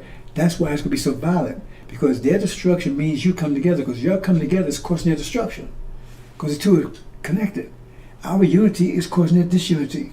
Our resurrection is causing their destruction. That's why they're going to attack you. Because the spring is coming in and it's destroying the winter. The spring destroys the winter. When spring comes in, the winter's gone. All ice and snow is gone. So it's going to resist it, if you understand that analogy that way. Okay, let me play this and then I'm close. 1. Now after the death of Moses the servant of the Lord it came to pass, that the Lord spake unto Joshua the son of Nun, Moses' minister, saying, To Moses my servant is dead, now therefore arise, go over this Jordan, thou, and all this people, unto the land which I do give to them, even to the children of Israel. 3. Every place that the sole of your foot shall tread upon, that have I given unto you, as I said unto Moses. 4. From the wilderness and this Lebanon even unto the great river, the river Euphrates, all the land of the Hittites, and unto the great sea toward the going down of the sun, shall be your coast. 5. There shall not any man be able to stand before thee all the days of thy life, as I was with Moses, so I will be with thee, I will not fail thee, nor forsake thee. notice, brothers, he's talking to Joshua, not Aaron, not Farrakhan, message of the covenant, the one that comes after. So what happened to Aaron? Because he's a curse. He's the one robbing the nation. It passed from him, from Moses, to message of the covenant. Because he sure ain't with Aaron. Because I will not forsake thee. What you call getting cancer, get your ass blown up, and now you walk around castrated, shitting and pissing in the bag. Really? If that's your protection, then hold it and it's saved for me. I don't need it. See? Pay attention to that, bro. So look at the next one.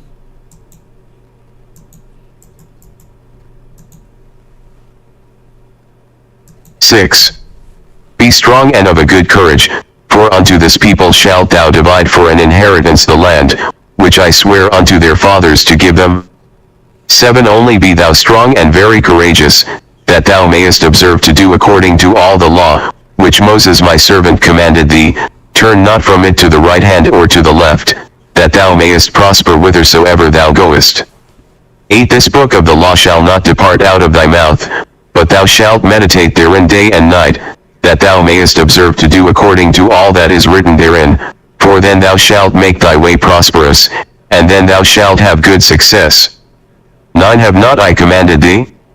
Be strong and of a good courage, be not afraid, neither be thou dismayed, for the Lord thy God is with thee whithersoever thou goest. That's my main point here, brothers and sisters. It's the law. It's the law. The law is discipline.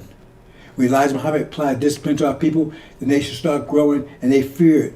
They feared the nation. That's why they had to get rid of Elijah Muhammad and bring Farrakhan in. He don't teach the law. He teaches Scientology and all this bullshit.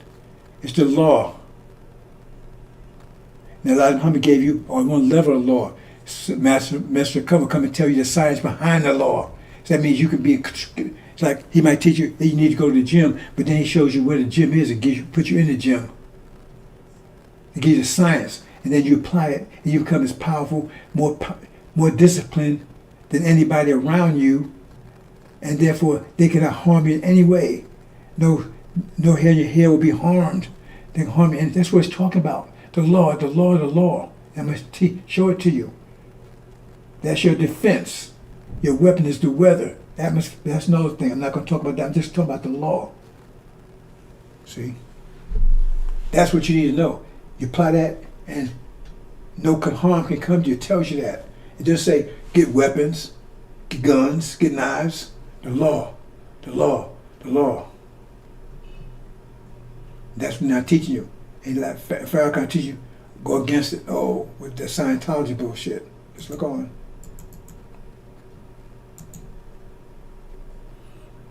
And this what this is telling you here is you got two choices. You got Farrakhan, that choice, bullshit, or you got the law.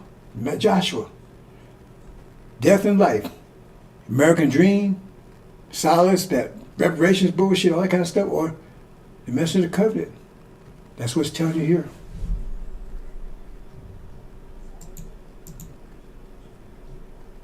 One.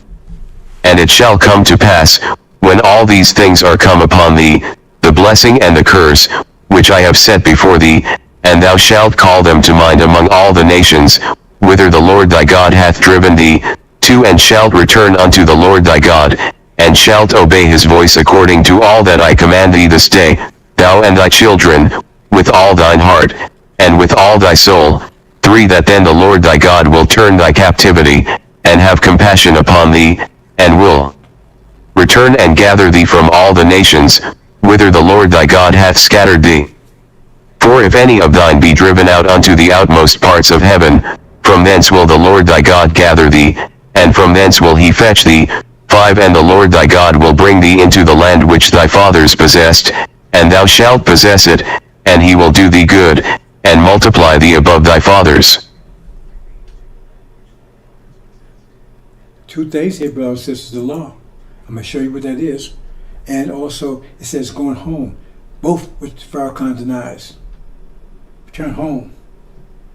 That's the covenant. But or the law is going to happen. When you obey this law, all of a sudden these things will happen. Because now you have greater power over the people that's empowering you, that have power over you.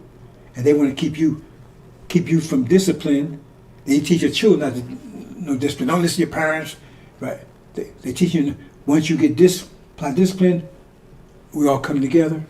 We go back home. There's not a damn thing they can do about it. Nothing. I don't care what time bombs, all that stuff. No, it tells you the law. Don't tell you go out and get a guns factory. That's that because you understand it's a pressure field.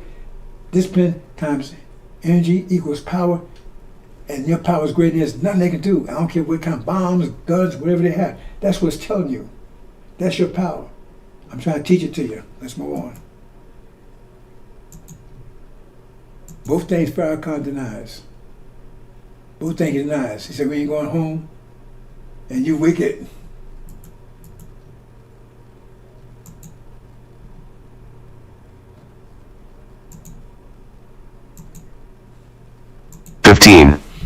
See, I have set before thee this day life and good, and death and evil. 16 In that I command thee this day to love the Lord thy God, to walk in his ways, and to keep his commandments and his statutes and his judgments, that thou mayest live and multiply, and the Lord thy God shall bless thee in the land whither thou goest to possess it.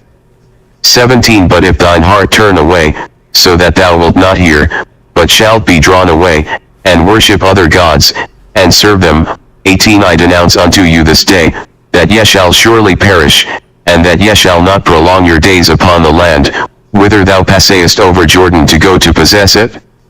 19 I call heaven and earth to record this day against you, that I have set before you life and death, blessing and cursing.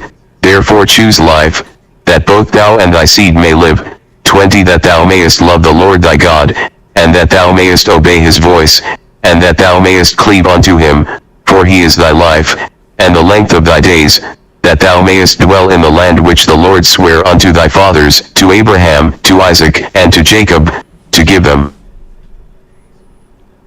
See, that's a disconnect. That's that Christianity stuff. Because they make you think that, well, if you obey the Lord, then God's going to do these things for you. No, you obey the Lord is going to make it happen.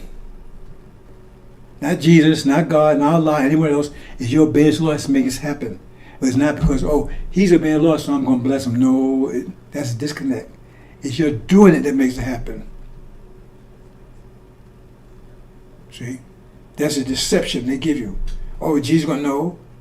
You obey it. Don't say anything about that. You obey that. It says, Lord, the Lord. So you obey the Lord, you make it happen. Let me say, I can't do anything for you. I can just give information. You apply the information that happens to you. You obey the Lord, you get power. Now, how you use that power, that's up to you. That's what Injil is. It's the steering wheel to the Lamborghini. The Lord is giving you the power, that powerful engine. But now you need a steering wheel to show you what direction to go in. Let's see here. And we have to separate because this was causing confusion because we mixed together. So we had to separate us, and then now you can apply the law because they teach you not to obey the law. They keep you weak. That's the demons mixed in with us. And that separation, it says Suleiman would do that, separate the wheat from the chaff. Okay, here it is. And I'm going to maybe talk more about it tomorrow. Here it is. This is the gym. The discipline gym. The Injil is the mind discipline. Get your mind back. That's the physical discipline, the discipline. Excuse me, with the physical. Well, okay.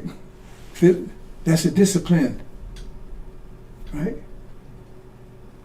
But you need an Injil. That's for the mind. This is discipline. Manage your energy. That's all about energy management.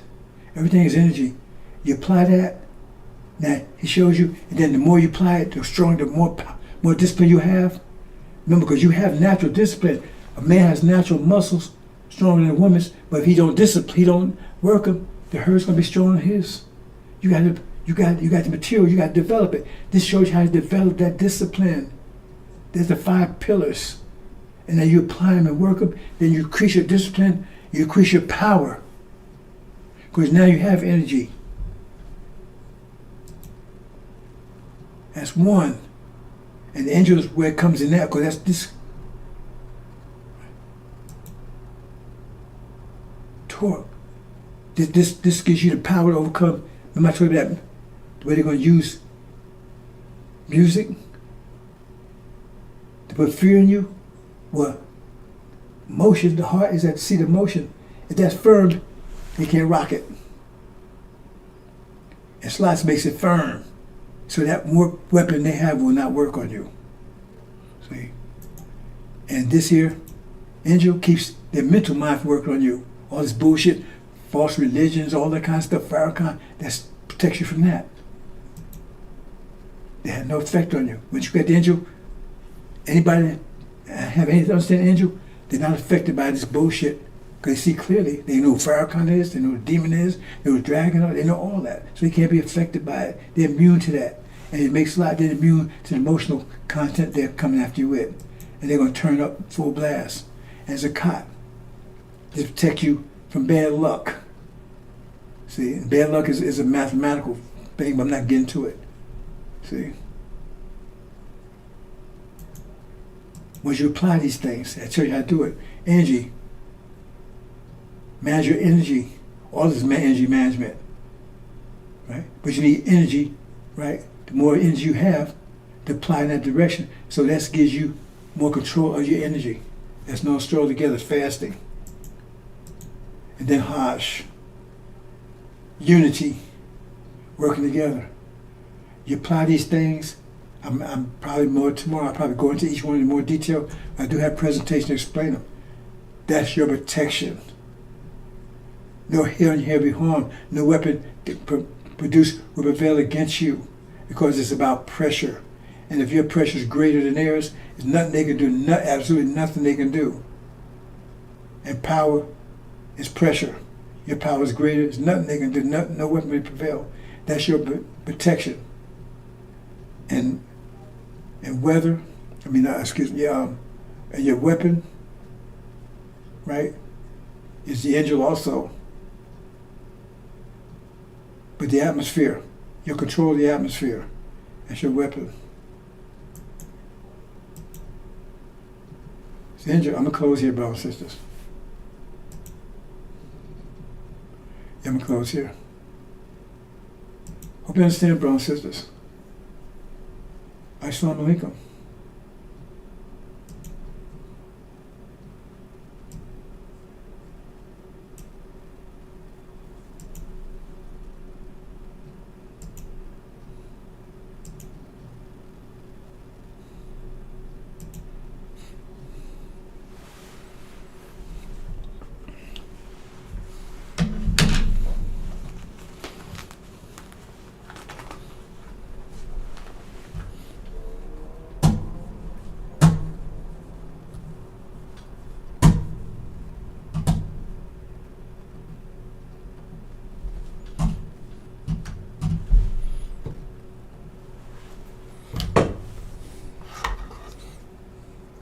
Here it is. And maybe talk more about it tomorrow. We have a lot of that going on, so we're taking care of our farmers. We can't let our farmers not have anybody. These people. You can't replace them very easily. People that live in the inner city are not doing that work. They're just not doing that work, and they've tried. We've tried. Everybody tried. They don't do it. These people do it naturally. I said, what happens if they get it to a farmer the other day? What happens if they get a bad back? He said, they don't get a bad back, sir, because if they get a bad back, they die.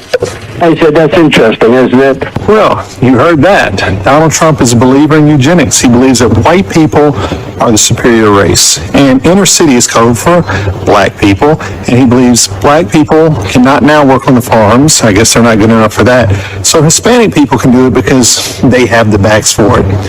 This is what this man is saying out loud in interviews. He is a racist. It's been proven time and time again. The man had Mein Kampf on his bedside table that he would read at night.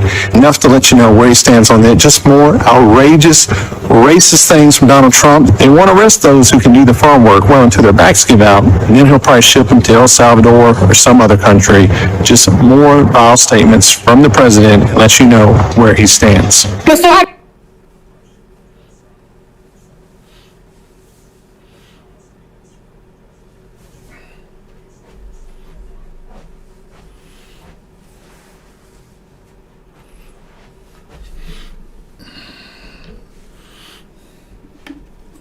notice when they were arresting people for praying outside of abortion clinics? I mean, I do think the UK, and I say this as, someone who is half English, I think it's like reached, or it is quickly reaching a point where democratic reforms are going to be pretty tough because of the demographic change.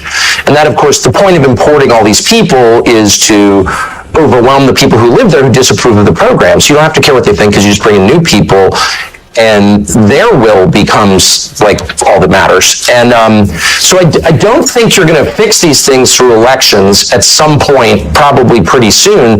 And I just worry a place like the UK, Canada is another, a bunch of different countries in the West are at the point where they're literally revolutionary. They are poised for revolution. And as someone who really doesn't support revolution and hates violence and hates civil war above all, I'm worried about that. I mean, I don't see how this is fixed. Starmer, who's, he's just an instrument of larger forces, but he's a poisonous character, obviously, who's really hurt your country. He's in there for, 4 more years? And so you wonder, people are going to start to get really radical in a scary way. I think this is going to happen.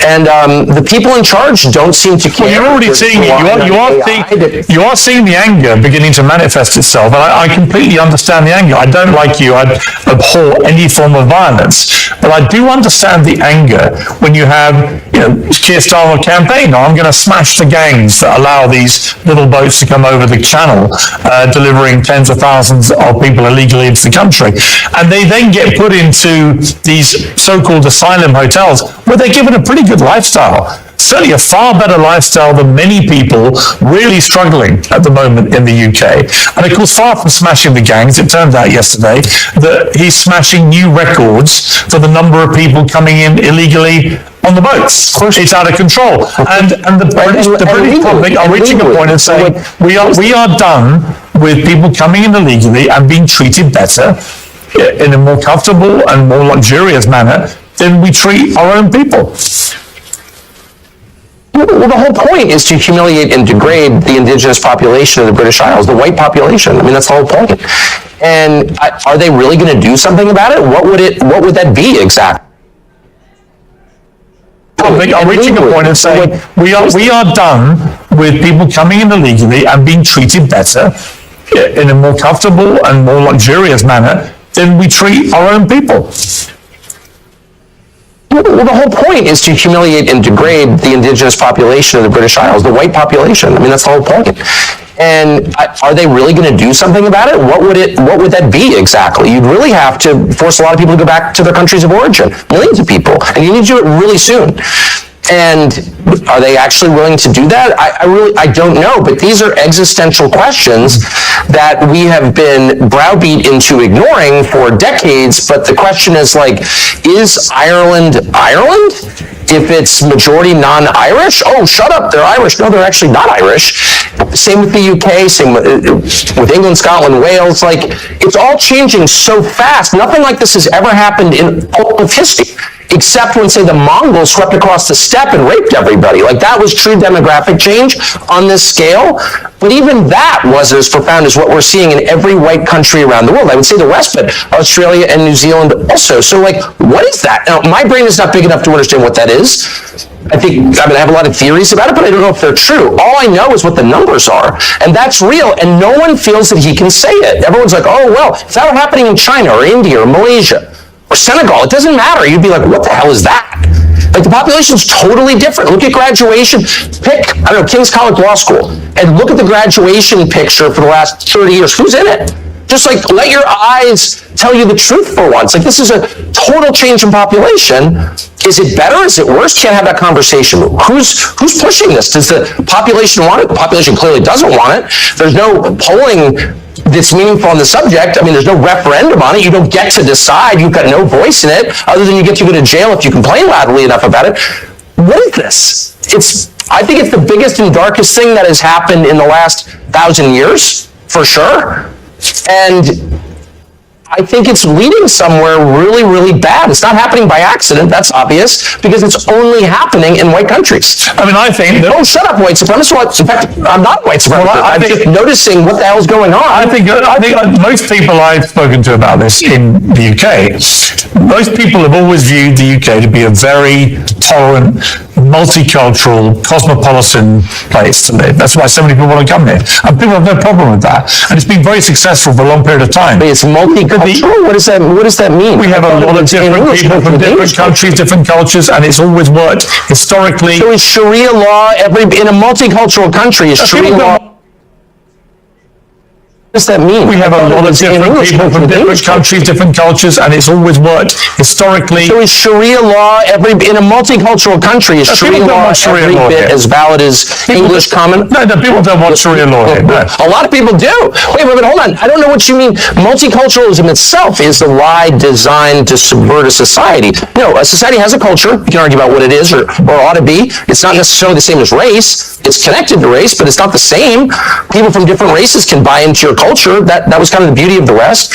But a multicultural society is not sustainable. There's never been your society is one about culture will dominate. Hang on, surely the United States of America, given the very way it was created, is the epitome of a multicultural society. And my point I was going to make it's absolutely not. No. It's a multiracial society. Yeah. Though it was not actually a multiracial society up until pretty recent. It's just like 90% white for most of its existence, but whatever.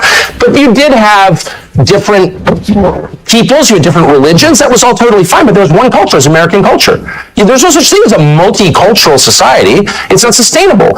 One culture will overwhelm the other. Again, it's not the same as race. It's not identical to race. It's connected, but it's not the same. But multiculturalism is by definition insane. No, it's never happened. It never will happen. One culture will predominate. It will impose its values on everybody else. I mean, the gay thing, which was not a thing 40 years ago, gay was a slur, all of a sudden becomes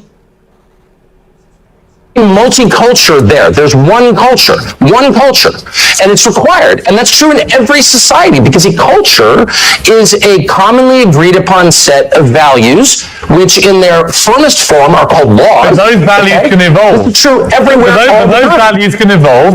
They evolve, but there's only one set of them. If you're multicultural, there's one set. You don't have one God in every society. Sorry. Your country's values were established by the United States Constitution, and that's had, 26, 27 amendments? Right, so your own values, as determined by the Founding Fathers, they have evolved and been changed to accommodate changing time. There's no doubt. Look, I'm not even arguing against change. That's natural. It's natural that people's views evolve. So the culture changes. If you're rejecting the laws of nature, then you're doomed. But let me just say, no, of course, societies change. I get it. All I'm saying, I'm making a very discrete, specific point, which is multiculturalism as an idea is laughably stupid. It has never worked. We never had it anywhere, and it never will exist because it's contrary to human nature. One culture, one way of looking at things, one worldview will predominate, and it will punish all who deviate from it. That is the nature of societies. So if you're telling me it's determined by the Founding Fathers, they have evolved and been changed to accommodate changing time. There's no doubt. Look, I'm not even arguing against change. That's natural. It's natural that people's views evolve. So those values can evolve.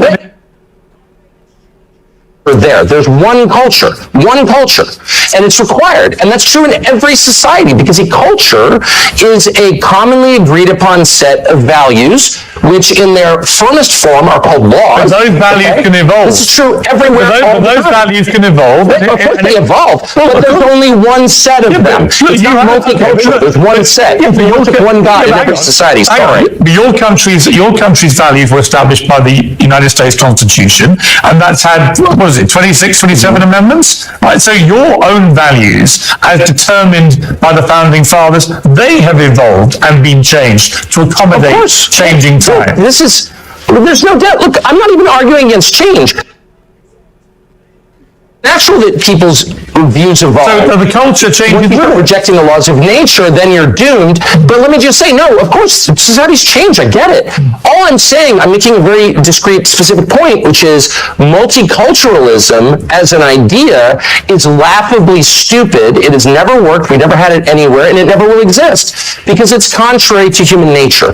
One culture, one way of looking at things, one worldview will predominate, and it will punish all who deviate from it. That That is the nature of societies. So if you're telling me it's multicultural, we can all live and like have radically different values, that's just not true. It's never been true, it never will be true. So you're having one worldview predominate over another and dominate and suppress all dissent. Like, that's just what it is. I would point to the United States of America and the United Kingdom as two shining examples, albeit not completely without their flaws, the shining examples of places that are deemed by the rest of the... Certainly feel that about my country. Well, I certainly think that inherent in Christianity is the notion of tolerance, and that draws from a core Christian concept, which is free will. You cannot force someone to convert. There's never been conversion by the sword in Christianity. People decide to believe in it. And so that is central to the religion, therefore it's been central to the society. Western civilization is Christian civilization, and so we call that tolerance. It's a respect for your inherent God-given right to make a choice about what you believe. Okay, so of course, that's always been a feature. My only point is, a society has a commonly agreed upon set of beliefs, rules, and laws that are the definition of the society itself. That's what society is.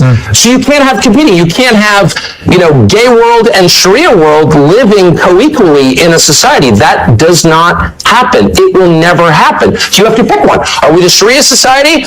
Are we the party time gay rights society? Like, which one?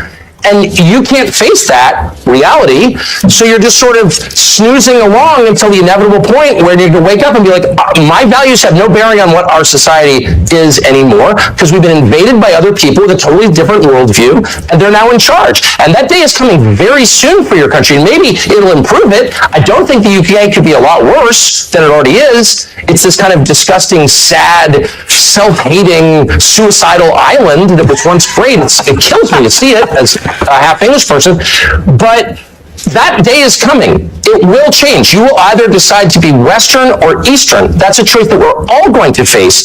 I don't want to face that choice, but it's being foisted upon us by the architect. That's a choice that we're all going to face. Suicidal island that was once great. It kills me to see it as a half English. That day is coming. It will change. You will either decide to be Western or Eastern. That's a choice that we're all going to face. I don't want to face that choice, but it's being foisted upon us by the architects of mass migration. Sorry. I would question your characterization as my country as a sad, disgusting, the rest of it suicidal nation. I feel none of those things. I feel very happy to be in the United Kingdom, and I feel that there are lots of very happy... Our system, the Western system, which is very distinct from the Eastern system, very distinct, and it's distinct on this one precise point, we believe, and have always believed since this country was founded, since your country became, not a pure monarchy, but even when it was a pure monarchy, the belief in the West, because of Christianity, was the worst thing you can do is punish the innocent. That's the worst thing you can do. That's worse than not punishing the guilty. And we often said that to each other. We no longer say that because there is a pretty concerted effort to blur the meaning of these terms. But I'm not going to be deterred from defining words precisely. Terror is murdering people, killing people, punishing people who committed no crime. Period. So when the Israeli government says it has repeatedly that even though over 20,000 completely innocent children are believed to have died in their response to what Hamas did on October the 7th at the hands of the IDF, there are many on the pro-Palestinian side who say that Israel is behaving like terrorists too in the way that they have gone about conducting this war. Would you go as far as to say that? One of the things that I really object to now is this relentless focus on Israel, which, by the way, is a foreign country that I have nothing to do with.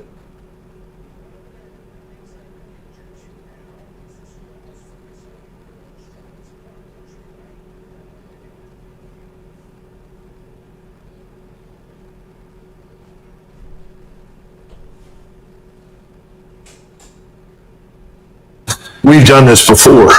Now, maybe today things are different, and we will end up living in a nation that is sharply divided and may ultimately produce something else. But I'm an American. I love my country. I want to see it stay together. I'm interested in social cohesion, which means that I think our laws, customs, and culture have to be dominant. We can accept some diversity on the edges, but not fundamental division. I think we're in a state of fundamental division. So when I bring up Sharia law, I've sat in many discussions with many people that said, well, I don't care what people look like, but I do care about Sharia law, and I don't want that practiced anywhere near my family or in my country. And that's something you should be aware of. So the notion that someone can come here and say, well, that's part of my religion, and we're going to abide by Sharia law, they're going to find serious resistance and opposition in the country. That's It's because it matters. It's this thing we call societal cohesion. Nations do not exist on their own. They have a core population. Our core population from the very beginning was always at least 80% European and Christian, and about 15 to 20% African. But when you start bringing in huge numbers, millions, who are fundamentally different from the core population, you are going to get violence, anger, and conflict.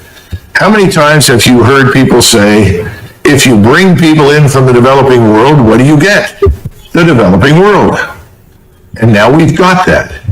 You can't bring in hundreds of thousands of people from Somalia, plant them, of all places, in Minnesota, and then be shocked that, no, they're not Americans. They're not really interested in being Americans. They're foreigners living on American soil. Nobody wants to say that publicly. If you do, oh, well, you're a racist. Well, you know, the world is full of racists. The real war that's going to decide our fate is not going to be fought anywhere overseas. It's going to be fought right here inside the United States. Are we going to survive as a republic, as an English-speaking republic that rests on the foundations of Western civilization? Or are we going to become something else? One point that is The Constitution was completed in 1789. I think we had 5 million people living in the 13 British colonies. We were 90% white, that is excluding the Africans who were in the country who had been brought here as slaves. But we were 90% white, we were 90% Protestant. And this may be hard for you to believe, but the people that wrote that were trying to protect all of the Protestant sects from a state church on the model of the Church of England and the Roman Catholic Church. That's one of the reasons it was almost 100 years or more after that before people began to finally accept Catholicism as a religion, because it was viewed as political power. My point to you is the Constitution is outdated. The way we are governed is outdated. It has to be re-examined. Nobody in 1789 imagined that anybody would come to the United States except another lunatic, religious fanatical Protestant who hated the Church of England. That's what people feared. That's what they thought of. The Constitution that we have does many good things, but I would argue that the Bill of Rights is ultimately more important. The Bill of Rights is vital and essential, and that needs to be defended. But the Constitution and the way we govern and the things that we're doing, it's out of date. It doesn't fit our needs. And that's back to my comment on something given has no value. You have to earn it. And we haven't made anybody earn their place in this country. I'm talking about people like me that have been here forever. My first ancestor stepped off the boat in 1681. So we've got to get back to some notion of national service, because national service promotes national integration. It addresses some of these problems that you're discussing. Now, I know that you may not want to conform and may not want to be as I am, but I'm an American and nobody questions that. Nobody ever will. If you don't want to stand out and be questioned, then I suggest that you change your appearance, because I don't think it's life or death for you to wear what you wear. I think this conversation It's not fun, because it's leading to violence that could have otherwise been avoided. You see, every great nation, every large nation can always accept some number of people into its ranks that are different from them. It's always been the case. But if you suddenly import millions, which is what's happened here and happened in Europe, then you threaten the core gene pool. What I'm trying to tell you is there's a problem. And we can all think that there isn't, and you can insist there isn't, but that's the view. And I think it's incumbent upon all of us to address it truthfully and openly. Stop pretending it's not a problem. It's a problem. I mean, what's also a problem is white supremacy, and that. No, because of, you're saying you're different, you're going to remain different, and you don't think that if that's not compatible with being an American, then the hell with it. That's what you're going to do. Well, then what do you make then of, white American people who convert, let's say, to Islam and choose to cover? Are they not American anymore? Listen, if they want to do that, that's obviously their business. I don't know how many are out there that do that. I think again, it's ill-advised. I think you have to hold the society together. There has to be an agreement on certain things, customs, culture, way of life. And unfortunately, if you're going to practice rigidly a brand of Islam that demands certain things, and this is why I asked right off the bat, do you support Sharia law? I'm a Muslim. What being a Muslim means is I follow the guidelines of my religion, which is a peaceful. Does your religion dictate to you Sharia law? My religion dictates to me to be a good human being, to be good to my neighbors, to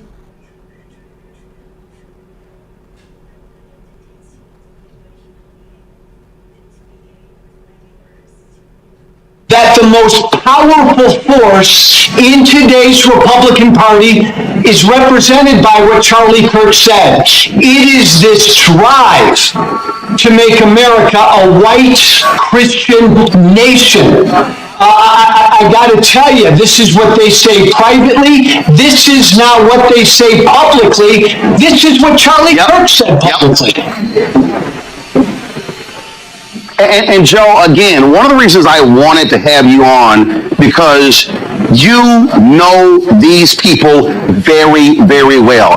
Yeah. You said it yourself. You were one of the strongest voices. You were one of the folks who understood the incendiary language when you were in Congress, when you had your radio show, and how people loved when you did it. And then when you chose to apologize for that and turn away from it, oh my God, they literally have just tried to destroy you because of that. Yeah, again, you know the deal, Roland, right? I came out publicly against Trump 7 years. For 7 years, I put up with death threats on a regular basis. Nobody is welcome in that party unless you bow down to what this force is, this MAGA force. And again, look, there have been some people on the left who've celebrated Charlie Kirk's murder. Shame on them, be better people, but this is much worse, Roland, what my former friends are doing on the right, because they are turning this into a holy war.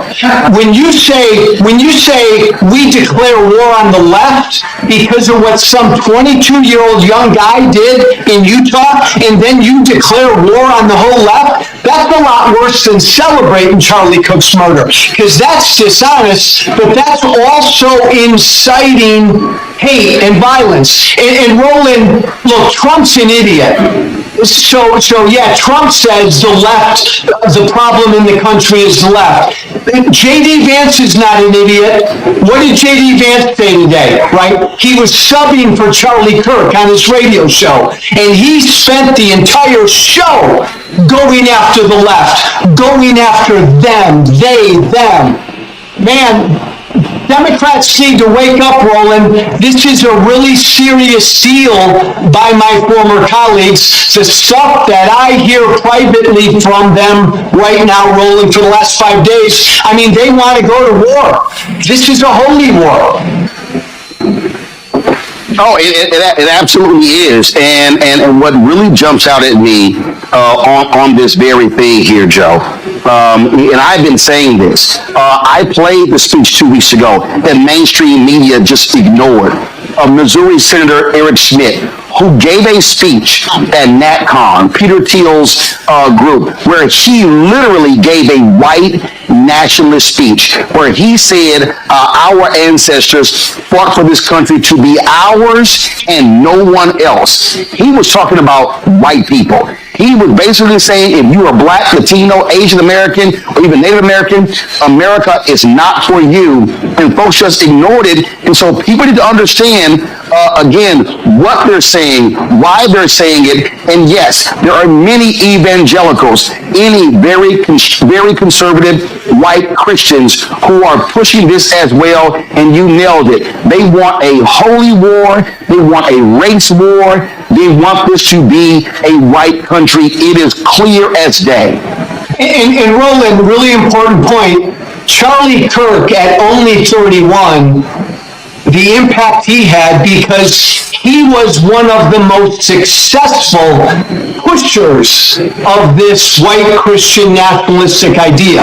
And so I think that's why all of his defenders are out there so strenuously denying he said anything divisive, because they know if you really go through Charlie Kirk's public record, everything he said about people of color and black women and Muslims and gays and transgenders, if people took the time to go through all of that, and that was put out for average people to see, they'd be blown away by it. That's why his defenders are like supercharged right now. They don't want that record to be seen. Today, you mentioned, and I mentioned as well, Vice President J.D. Vance sitting to do his show. And listen to this man just blatantly lie, Joe. Play it. I read a story in The Nation magazine about my dear friend Charlie Kirk. Now, The Nation isn't a fringe blog. It's a well-funded, well-respected magazine whose publishing history goes back to the American Civil War. George Soros' Open Society Foundation funds this magazine, as does the Ford Foundation and many other wealthy titans of the American progressive movement. The writer accuses Charlie of saying, and I quote, "Black women do not have brain processing power to be taken seriously." But if you go and watch the clip, the very clip she links to, you realize he never said anything like that. He never uttered those words. He made an argument against affirmative action as a policy. He criticized a specific Supreme Court justice as an individual. He never said anything about black women as a group. He made an argument for judging people of all races and backgrounds by their own individual merits. Bullshit. Okay, Joe, this is actually what he said. But Roland, that's utter bullshit. In fact, you know, if we would have said 3 weeks ago, Blake, if we would have said that Joy Reid and Michelle Obama and Sheila Jackson Lee and Ketanji Brown Jackson were affirmative action picks, we would have been called racist. But now they're coming out and they're saying it for us. They're coming out and they're saying, I'm only here because of affirmative action. Yeah, we know. You do not have the brain processing power to otherwise be taken really seriously. You had to go steal a white person's slot to go be taken somewhat seriously. Play cut 52. But I rise today as a clear recipient of affirmative action, and particularly in higher education. I may have been admitted on affirmative action, both in terms of being a woman and a woman of color. All right, Joe, he literally said it. Not only that, Vance lied. Soros does not fund the nation. So he sat there and flat out lied. And Roland, remind me, what's J.D. Vance's job? He's the vice president, and yet he had time today to do a radio show?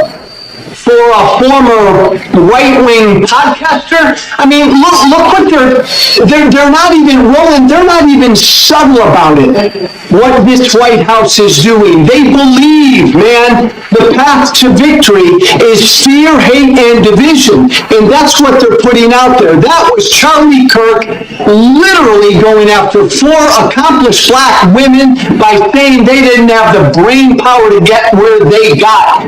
This is what he believed. And this is what MAGA believes. And that, again, Roland, broken record, that's why Charlie Kirk was so damn successful. Why he had such a big audience. Yeah, and not only that, you take Nick Fuentes, who's to the right of Charlie Kirk. The night of or the day after Kirk was shot and killed, Fuentes had 200,000 people watching him live. And so what you have this fervor. And so when I listen to Trump and Vance and all these people talk about, how the left, they're indoctrinating. No, and you know this very well, the indoctrination.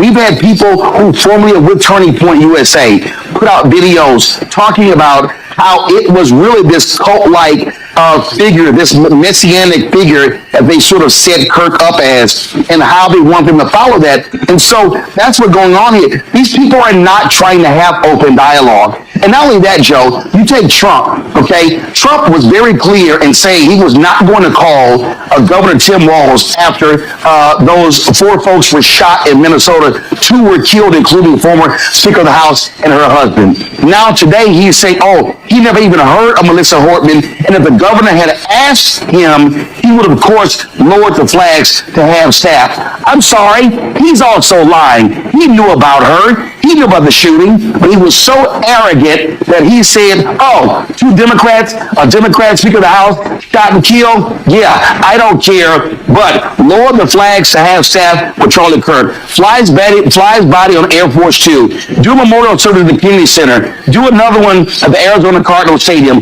Give him the Medal of Freedom. And I'm telling you, they're going to give him a state funeral. That's what you're seeing right now.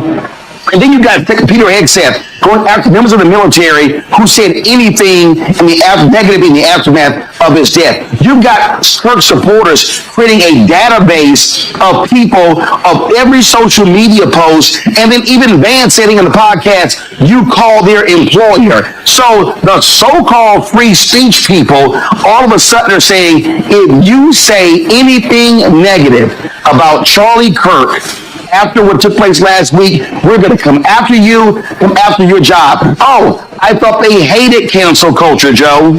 Yeah. Roland, I remember back in my right-wing radio days, I would come on every day, and there was always some story about some leftist group on a college campus that couldn't handle speech that made them uncomfortable to say. Roland, this is scary, and you and I are old enough, man, to remember huge figures in American history who were gunned down, struck down, military leaders, civil rights leaders.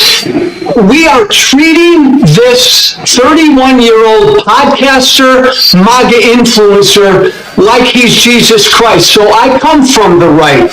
Why are my old colleagues and friends on the right doing this, Roland? Because the right wants a religious war. Let's just call it.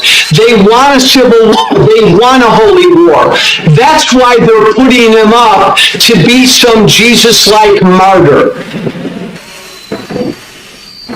Absolutely. I mean, Glenn Beck literally came out and said he was a civil rights leader. Oh my God, stop it.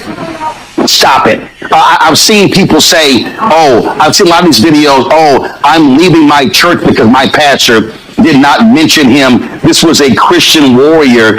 And let's just be clear. You said it, white Christian nationalists. It's slaveholder religion. We heard a lot of this stuff during slavery, during Jim Crow, things along those lines. And this whole idea about, it was about debate. It was about, exchange of ideas. I mean, come on, let's just stop it. And so we see what's going on here. We see the games that are being played. And then what gets me, Joe, is this whole deal of, oh my God, the left, how they indoctrinated him and the accused killer going to a university. The dude was at a university for one semester, Joe.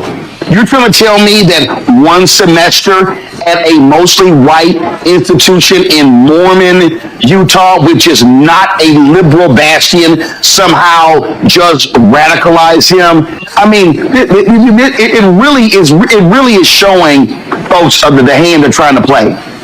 Yeah, and I think even on top of that, Roland, I think it was like some technical school. So it wasn't some crazy liberal arts school for a semester. Look, cut through all the BS. The Speaker of the House, Mike Johnson, has publicly said that America should be a white Christian country. This is what animates my former party. Roland, you know me, right? Tea Party Hellraiser. I don't come from the left. I left the Republican Party when the Republican Party became MAGA. And my fellow Democrats and folks on the left need to understand, now these people are on the right. Now this is MAGA.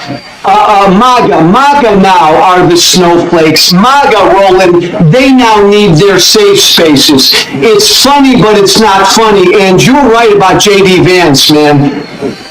He just flat out lied. I mean, the last 30-year history of political violence in this country, the vast majority of it is right-wing. It always has been.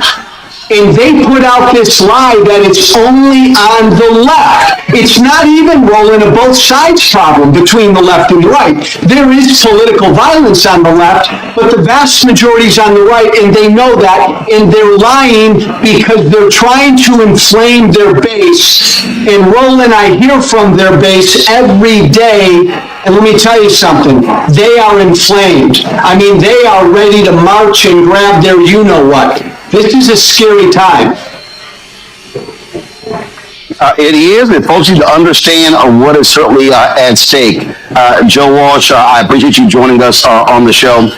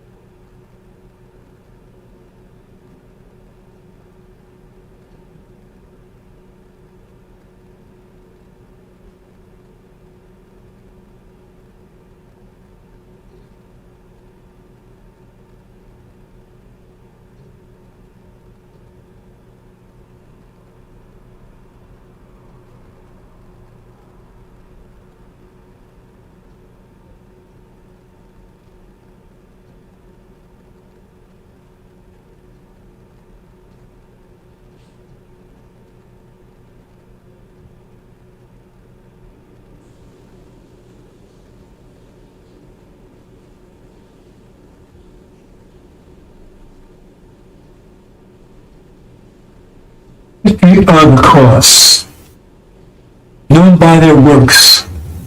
What's the history of the cross? Behind the history of the cross, murder, rape, destruction, deception, enslavement, burning, terrorizing. To maintain a slavery system, you must terrorize the people 24/7. They terrorize people from Africa and America for 400 years. Constant terror, 24/7, rape, murder. In the name of Jesus. This is Christians, not Buddhists, not Hindus.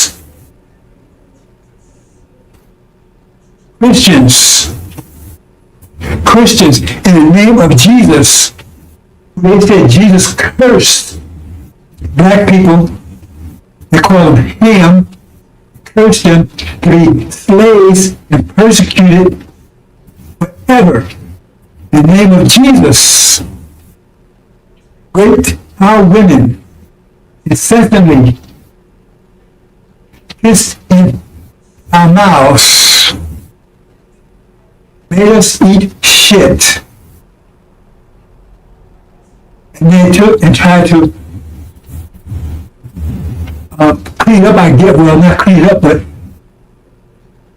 make it look more attractive, I guess, by calling it chitlins. That's after slavery, of course, after so-called slavery. Because what was endured was not slavery. Look up slavery. Look up slavery. It does include murder, rape, terror. This is a Holocaust. And then now they try to downplay it. Oh, that was 40 years ago. No, it wasn't 40 years ago. I don't think it was a million years ago. It was 20 years ago. It lasted for 400 years. It's enduring today. It took everything away from the slaves. Everything. Their name, their culture, their families, their religion, their minds, everything. Fed their children to alligators as alligator bait.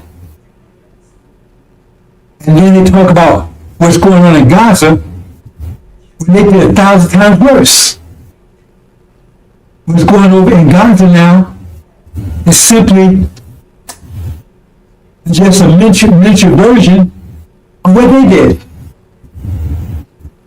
What they did was far worse than what's going on in Gaza. Gaza's bad. It was genocide. What they did was far worse and much longer. That's a legacy of Christianity. Murder, rape, disease. They wiped out the native population. The genocide and disease. Smallpox blankets. Knowing it was full of disease. Herpes, syphilis, gonorrhea from seabird animals. So-called common cold was not common. It didn't exist here on this side of the world until they brought it here. Murder, rape. When they was raping out women, they had a cross hanging from their neck. And again, they taught, and it was God's will. God's will. Enslavement of our people. And they continue on even today. That's the legacy of Christianity, the cross. So where's your rap sheet? What are you trying to arrest our people? Your rap sheet? What's your rap sheet? Are you going to judge people murder when you're guilty of murder beyond imagination for hundreds of years? Hundreds of years. Yeah. He stole his land. He murdered his people. And of course, the native people here, when the Braves would go out hunting, you would come into the camps like cowards and kill women and snatch the children's brains out on the hooves of your horses. This is the legacy of Christianity. That's the legacy of it. The question is, instead of Columbus coming here, Dracula came here, Beelzebub, Wolfman, Frankenstein, Satan, they all came instead of Columbus. What could they have done that Columbus and those that followed him did? Satan is the God of this world. That's the God they're serving. They have known by their works. What are the works of Christianity? What are the works of Christianity? What are the works of Christianity? Evil, deception, mischief, bloodshedding. It goes on today. What's going on in Gaza, just reflection and microcosm of what was done here in America for hundreds of years. Raped our women incessantly. They would even rape while they was out in the fields picking cotton. They would jump off their horse and tell them to bend over and rape them. for them to keep big pot while they was doing it. This is the kind of stuff they would do. Make one slave defecate and slave and slave up in the mouth of another slave, and then bound it up so he could spit it out for 7 days. That's a legacy of slavery. He did it all in the name of Jesus. There's a legacy of slavery. Legacy of slavery. 40 years plus. Legacy of Christianity. Legacy of the cross. That's the legacy. That's the true legacy. So who's working those? Who are you serving? Who are you serving? Legacy of the cross. Where's your rap sheet? America? Gog? Where's your rap sheet? Magog? Britain? Where's your mention? Where's your rap sheet? Antichrist falls Israel. Where's your rap sheet?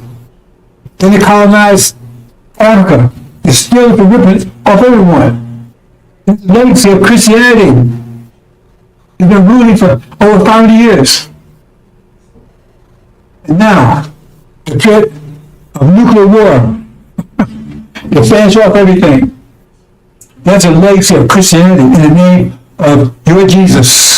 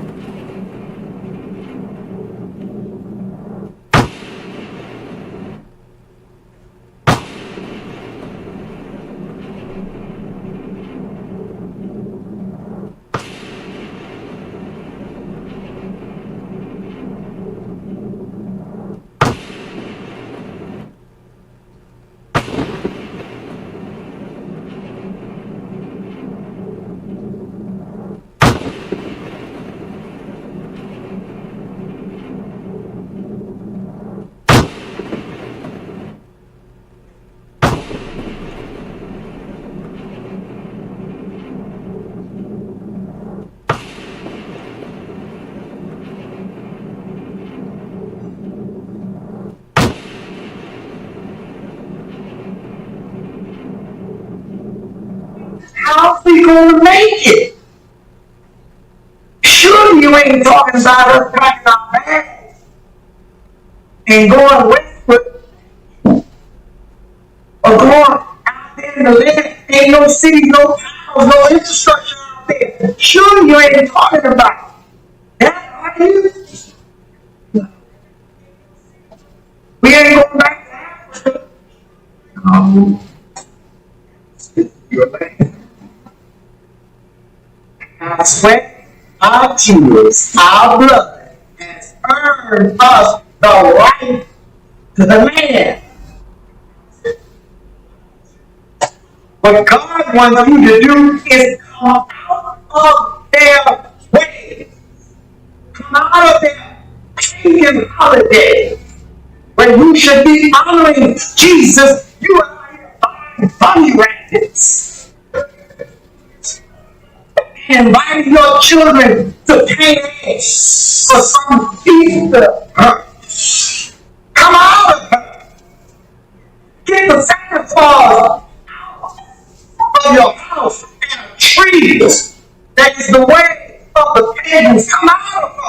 St. Valentine's Day.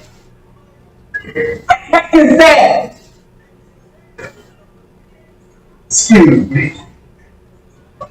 Come out of a name. Come out of a religion. Come out of a culture. Come out of a way of life. Come out of an educational system. Back to the people. And they will put all the shows of Lord. And they should. Jesus, down the homes, go out and share. They stood and said, it is a parent. And the old wisdom. Christ wanted to return. With their hands stretched out towards that ship, and tied in chains themselves bound together.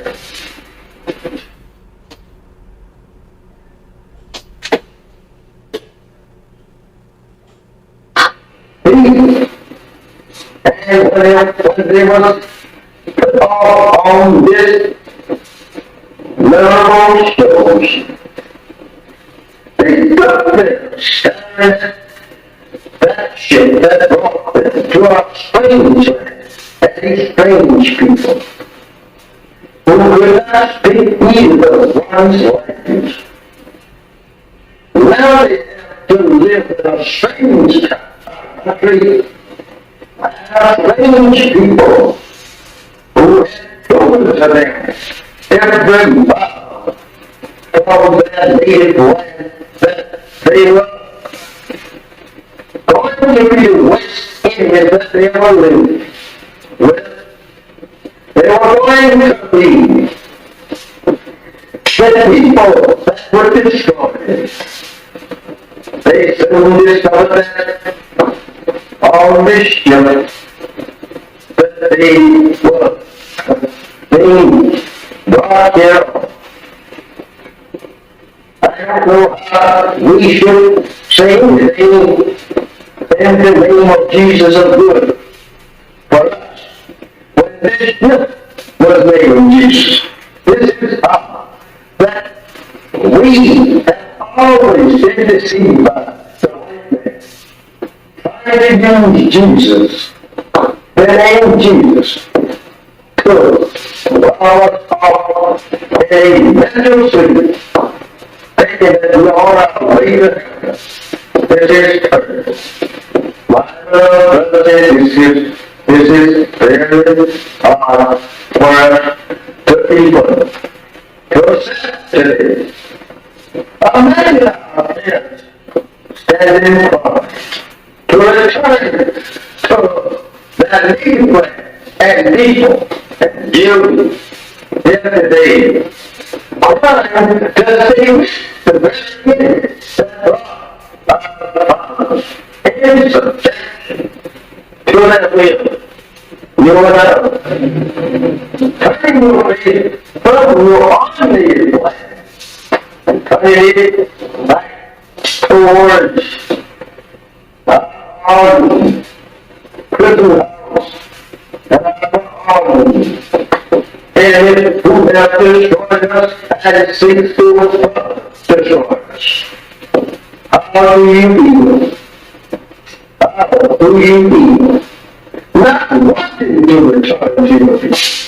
They're trying to make love with the very people that destroyed you and your parents. Do you feel? Acting such. And even today, they are beating and shooting you down throughout the country. There is no justice here for you and me. Why did you not do what to be separated and be returned to your I think that push. Take over your parents on the eastern shore of North America. Crying and praying to God. put that on 400 years ago.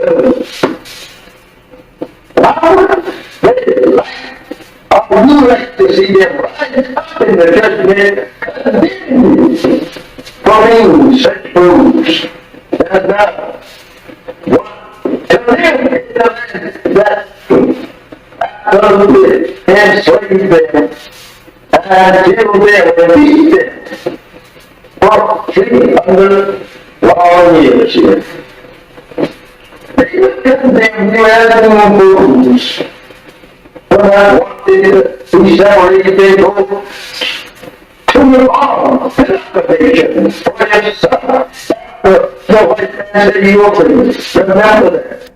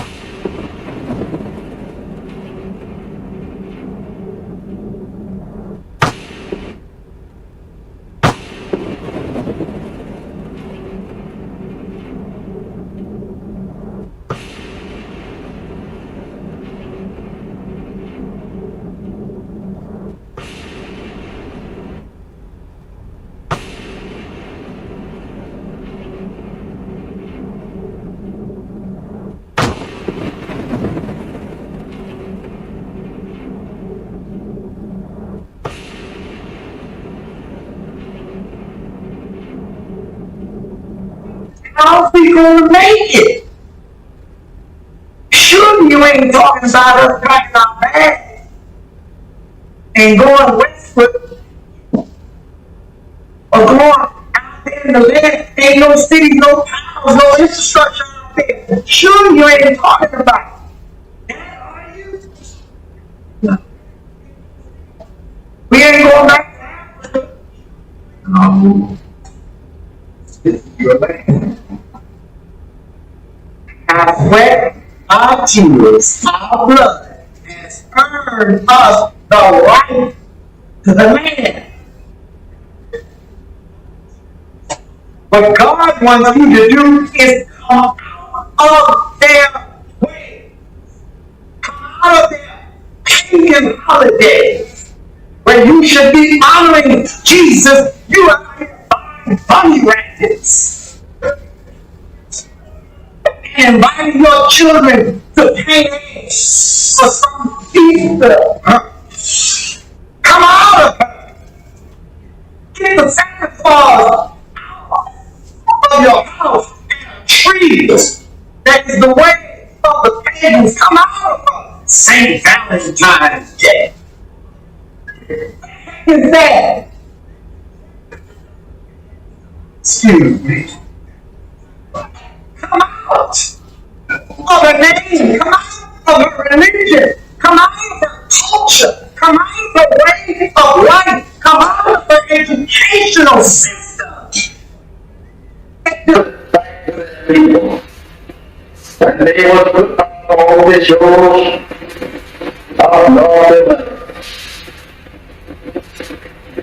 And this should Jesus done all this for our Master.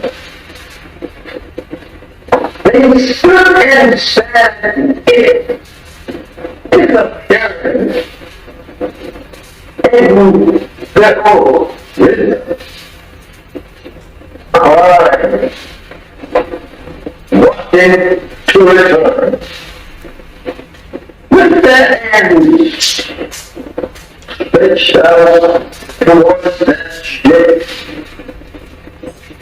and time joined themselves bound together.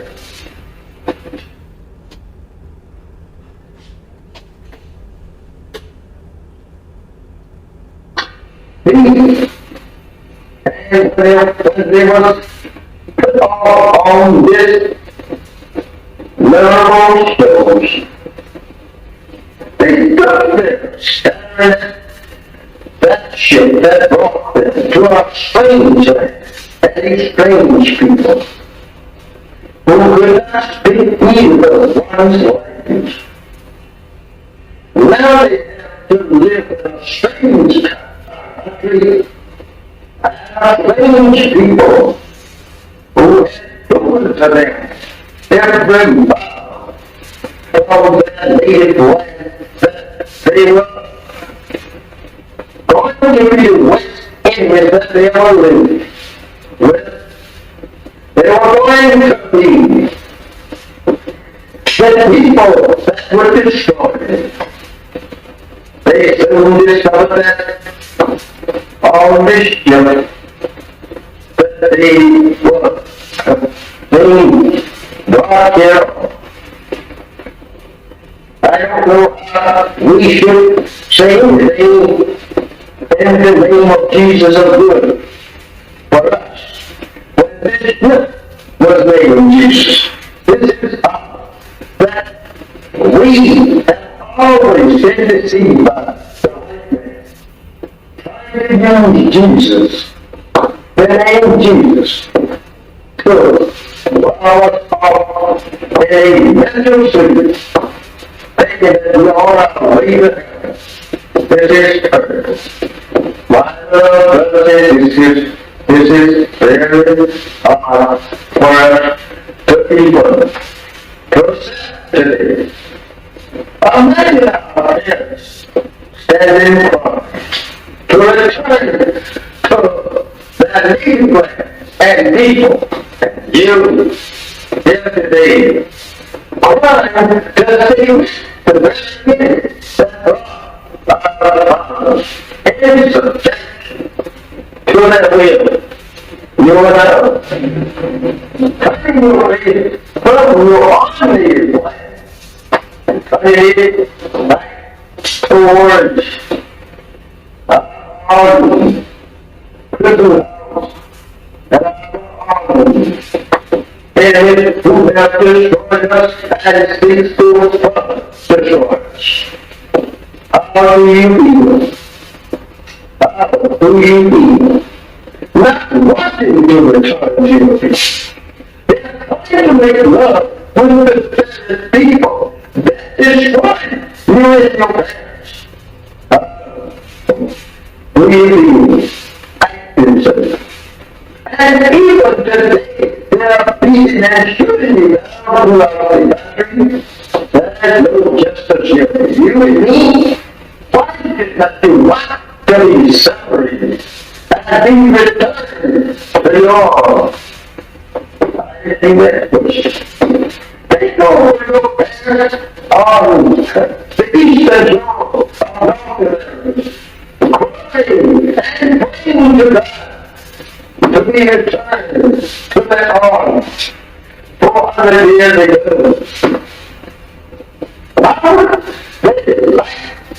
Or you like to see them rise up in the judgment, condemn you for being such fools. And now, what? To live in the land that absolutely enslaved them and killed them and beat them for 300 long years here. They would condemn you as fools. When I walked into these separated people to your arms and application for your son. So I said you will remember that.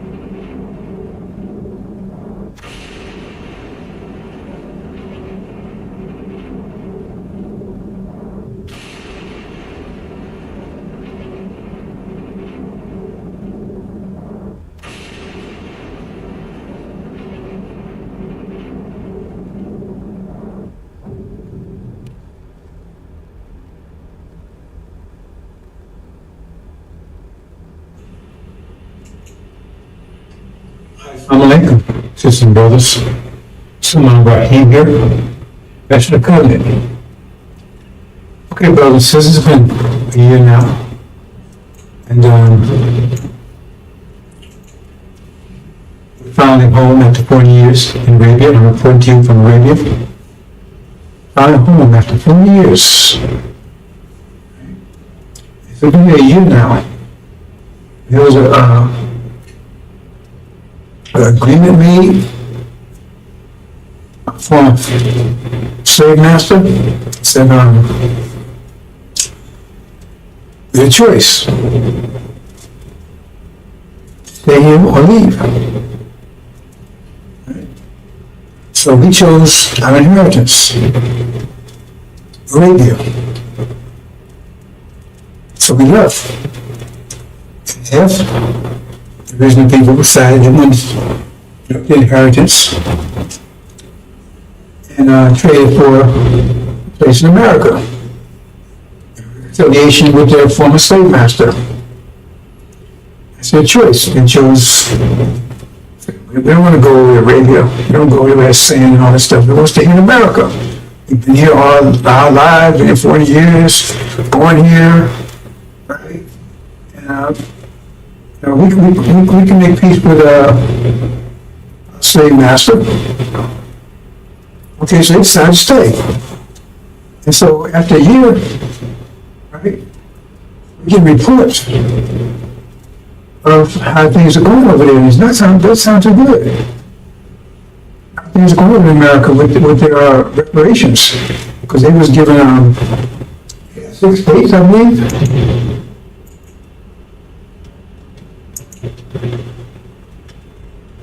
Yeah, see? Yeah. They got those 6 states right there. That's what Farrakhan told them. He was following this in Farrakhan. Farrakhan promised them, they stay there 6 states, right? Their own land. And you can make reconciliation with from slave master. They're not devils, not devils. They're human beings. They just had a rough, they were just,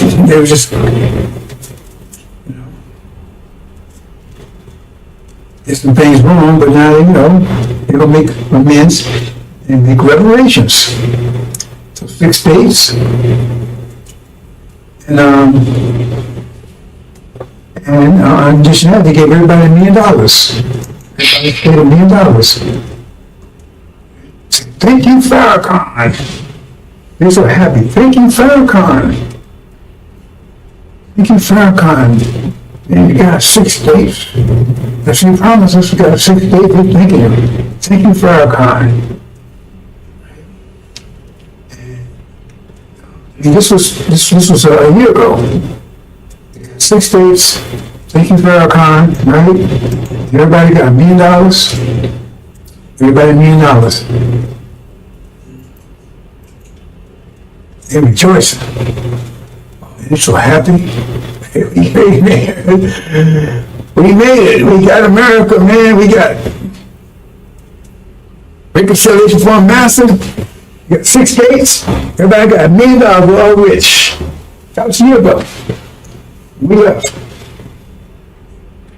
We're in Arabia. They're still back there in America. And now we're getting reports a year later. This was the way it was a year ago, man. They were so happy. They were so happy. And now we get reports of what's going on right now. Let's see. Oops, he says a power failure. Great power failure in those 6 states. Power failure. And just those 6 states.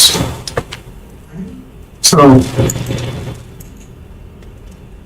and now they were big and massive. They came asking each other power. Why can't they do it? Oh, Farrakhan didn't train anybody. He was telling about 6 states and never prepared you for them. So nobody knows how to do it. How to turn the power grid back on. So these big men master, can you come in and turn this thing back on for us? I mean, you would think that if he told them 6 states of promising that we would have prepared them for, right, their schools and education, whatever they needed. But I guess they didn't, because they said, oh, we're not even begging the former master to come and turn the power back on. Then what? This is what's happening now. I mean, I'm getting these imports in now. A year later. It's like, they come in every hour. How good failure, right? It's a crop failure. All of a sudden, there's no, they looked at the farmers, when they're doing, farmers said, oh, so then, master, what's happening here? How come no, right? Crap. Found out that the rain they gave them wasn't that fertile. A year later, how's it going? Crop failure. And now they master, what's going to happen here? Right? Yeah, I mean, all these things, every hour back's coming in, right? And then they look, and they had, a year ago, they had plenty of food on the shelves, right? Now, they look there now, and all the food's gone. They're gone. And she said, what am I going to do here? Food's gone. The house is empty. So I said, no, I said, we need some food. How come you can't produce your own food? I mean, you want your own country, you got your own states, that's your country, and you run it. What are you calling us for?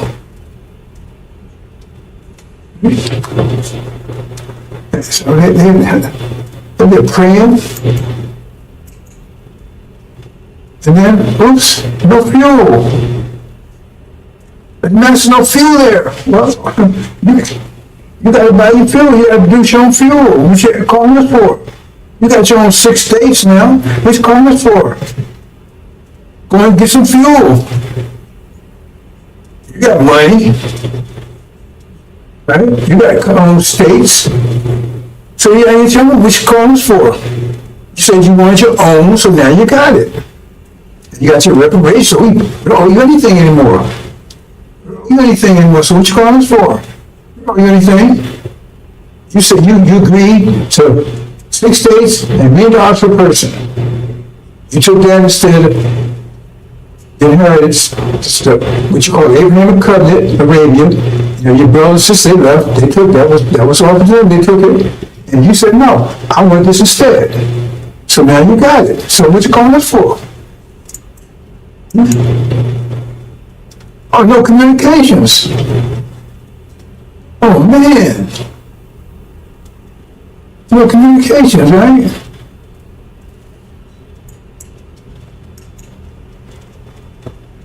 No medical facilities. So what's going on? And I said, wait a minute, hold on here. What you calling us for? That's you. You gotta handle that stuff. Let's handle it for you. You want independence, now you have it. I mean, wow, this stuff's coming every hour, man. Instead of like a year, they were celebrating. And now they're crying, begging the master of grain. We've got all these problems here. I said, wait a minute, that's your solution comes about your problems. You have to work those out. No transportation, I mean, no planes on nowhere. I fly a plane and drive trucks and boats and stuff, and you go and get this stuff. What you got this for? You wanted this, you got it. So go ahead and get to train your own pilots, build your own planes, build your own boats, and right? You see what I'm saying? Transportation, build your own trucks. What you got for? The master, you said you wanted 6 states, you got it. You want $1 million per person. That was the reparations. So now if you never pay people to take care of this, how's that our problem? You're independent now. You're really free now. Oops, no fuel, the gas station's empty. You can't drive, eh? Yes. Yes, wow. All this stuff happened like, well, yeah, they thought that everything was great, and all of a sudden everything ran out. So guess what happened? Everything was good when they got it, and it ran out. They had to replace it, pay the fuel, to get the farms going. So it was left with that stuff. The factory was full, I mean, house full, And you have to keep, they thought that was just gonna, I guess they thought it was just gonna be there, just by itself. They didn't prepare for it. See? And they ain't trained any engineers and scientists and architects and stuff. They didn't train anybody. So Farrakhan, he told you he don't get this for you, but he don't pay you for it. He didn't get anybody to handle this stuff. So what was that all about? So when they asked the master, I said, "Hey, don't call on me. You was here, you had it when you was here with me. You said you want independence, you want to have reparations, so you gave it to you. Well, call your brothers over there. They left, they handled their own business. You said you want to stay here." Right? Have any professionals or technicians, scientists, doctors, none of that. See, I mean, that's what, because I mean, you're going to say, you should be paying for that, right? So if he was telling you about reparation, you should be paying for it. If he said, God said that's where he's going to get you, so God told him he's going to get that for you, then he should, like when God told Noah there was a flood coming, told him to build an ark, so he started building an ark. And so you should start preparing for the 6 states and the reparations. Apparently you didn't. So now, it tells you, look, hold it. We want total separation. I mean, look, we don't want you to call us no more. We don't want you to call us no more. Because you're wearing us. You run your own country. You got your own land. Right? You got money, me and us, all this stuff, right? So now we got to protect your money and everything too? No, you have to create your own money. You have to do all these things, your own wealth, not ours. Right? So we're going to cut you off from that too. That's all economics. So they're going to tell all the people, all the white folks, right? Because all the black folks, all the black folks is either in Arabia or in those 6 states. That's the solution. It'd be one way or the other. There could be no integration, that kind of stuff. That's the deal. You said one or the other. So all the black folks are here, and no integration, that kind of stuff. Right? Was it one or the other? So they're there. So they said, okay, right? So they just said, we want to take our money because we don't know what y'all do over here. You have your own money, you have for your own wealth. So they do is they tell all the white folks, say, protect your money. Right? Transfer your money into gold. All your dollars into gold. Now remember, they gave everybody $1 million apiece. So everybody got $1 million apiece, right? Say transfer it to gold. And then what happens is that what they do is they start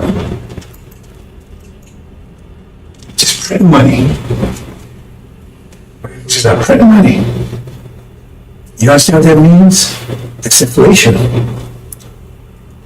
Because if you got $1 million of gold, $1 million ounces of gold, say $1 million ounces of gold, understand this, and you got 1 million certificates, then you say each certificate is worth 1 ounce. If you got 1 million ounce, each certificate is worth 1 ounce. Understand that? You got 1 million ounces of gold, and you got 1 million certificates. Each one of those certificates is worth 1 million. If you want to say trade with the certificates, each one of the certificates is worth 1 ounce of gold.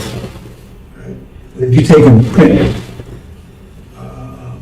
say you got 1 million ounces of gold, you got 1 million certificates. Each one, but say you print twice as many certificates, you got 2 million. Well, then each certificate is only worth 50 cents now. But you got to connect that to the gold. You print 4 times, then each one is worth a quarter. So the more you print, the less they work because those certificates have to equal what the gold is. See, so the more you print money, the less, right? The less they're worth. So if you print twice as much money, right, then less gold. You see? So $1 is worth 1 ounce of gold. That's right. Then if you print double that amount of dollars, then each one's worth half an ounce. You understand? That's printing money without increasing their wealth does. That's inflation. So what happens is, they keep printing. They get down to where $100 worth a penny. See, that doesn't affect their people. They try to protect their money because they transfer their money to gold. So gold still has its value. It's just the dollars don't. Still got the same amount of gold. But the dollars, they get down to a penny. So you can't buy it. You had $1 million, now $1 million worth of $5. That's all it's worth. Pay $1. Hardly worth anything. Otherwise, what you, hey, that's our money. You gotta have your money, you gotta control your wealth. You can't keep coming at us what you're doing. You think they would do that? You've been God's lately. You see what happened to the trees they made, the so-called natives kept telling you to fall town because they kept making trees where then they broke the trees. They took their land and genocide everything else. But no, they wouldn't do that to you. Because now you have, your money's worth nothing. They haven't lost anything. Because once that money's worthless, it's no good, right? Then you burn it up, it's all it was, it's worth nothing. You still got gold, and even if they take it, hold on, the money hope to increase again, then you know the certificate, you know another form of money. So it's still worth nothing. The $1 million you had, you were so happy with now, it's probably worth $1 million. So you can't buy anything $1. Plus the economy's crap because everything is failing, and you don't know how to repair it. You don't have to communications, you don't have to do any of this stuff. But engineer, but how should I do anything? Because it's our company. Right? He didn't know how to prepare you. He told you to give 6 days. He told you, listen to me. Right? So now, you're broke. The economy's gone. There's no food, no electricity, no power, anything. Right? It's not their fault. They gave you what you asked for. That you saw at your inheritance for that. And then they closed the border. Because you're going to try to get back into America now. We're going to come back in, Master. No, we don't want you back in here. We saw we want to come in. No. If you chose, you stay there. Close the border so you can't get back in here. You can't get back in America, what you call your land now? Swaziland or something? Farrakhan. They call it Farrakhan. Farrakhan. You got the Farrakhan. Right? So they close the borders, you can't. Because now you're hungry and everything else, your money's worthless. Oh God, I come back, Master, I come back, work for you, I work for Popeye, I do anything. No, either they were in Arabia or they in that land. There are no blacks in America any place, just in that land, and those that you 6 days. And then you're starving, you ain't got no, your money's worthless, nothing works, and they close the border. And you see Master on the phone, talking to the guy, you get paid to help you. Hey, we finally got rid of this. Finally got rid of them. Finally got rid of them. So you see on the phone, yeah, it worked. We saw them in Revelation, we saw them that was that used car. They turned the miles back and everything else, and they bought it. They could have had a BMW, they could have had a Lamborghini, they sold it for BMW. Good, damn thing didn't work. Now, it's starving. Living in tents.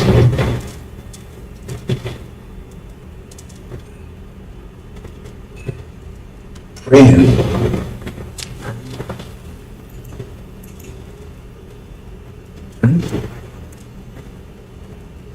So what we gonna do, Farrakhan? What we gonna do, Farrakhan? You told us to take reparations, so we did, but they gave us everything we asked for. What we gonna do, Farrakhan?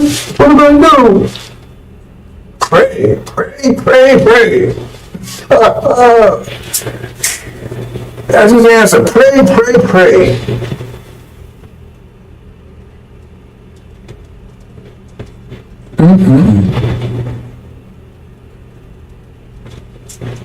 That's your reparations.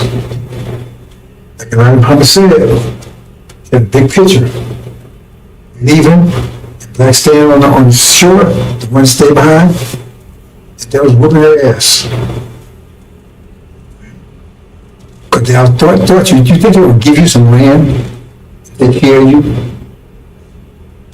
They didn't want to do that. They go bankrupt, give everybody $1 million, you know what that is? 17 million, that would be 17 million times, 17 million times a million is like $17 trillion, I think, something like that. What are they going to do all that for you? They want to get rid of you. So now they have to see it. Because they close the border, what you going to do? When you want to fight, they come out. They close the border. They got the military around there. They finally got rid of you. The more black problem, the more Negro problem anymore. Who's out of here? And those groups that's here. They're gone. And our hands are clean. We gave what they wanted. Or anything. God honors contracts.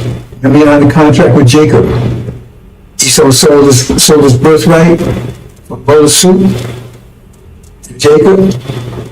It was Esau's inheritance. And God honored it. Okay, Jacob, it's yours. You're the one. And that's the deal. Because he ain't your friend. Pharaoh ain't your friend. Pray, pray, pray. That's the answer. It's all man you was promised, you never rejected it. So now you got what you're for. So they gave you reparations today or tomorrow. How would that scenario not play out like that? What? It's okay, you got it. Tell me how the scenario wouldn't play out like that.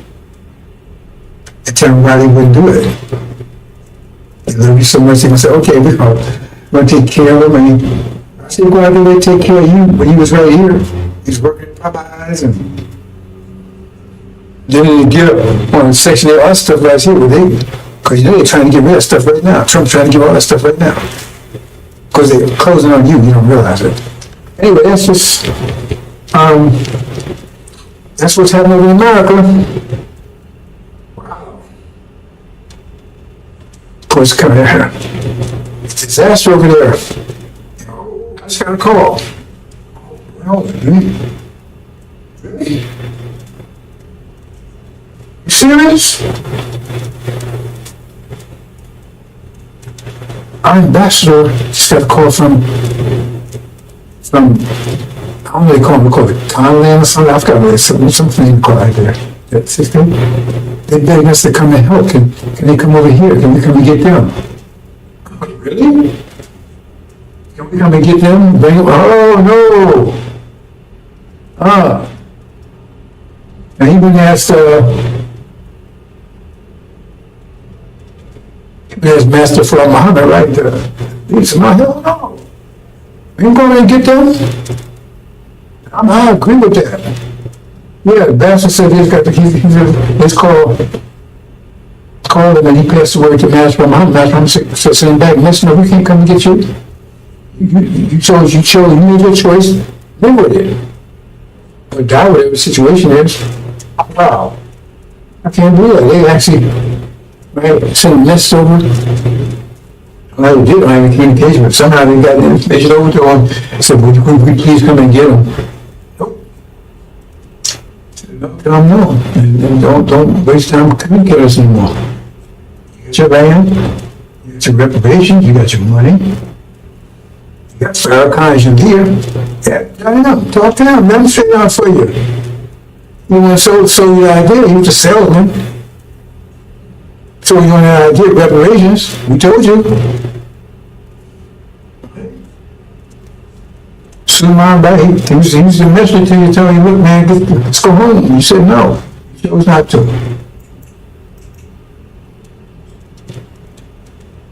Okay, well, since that's a sad story. I guess that's it. That it? Oh, they might get more reports on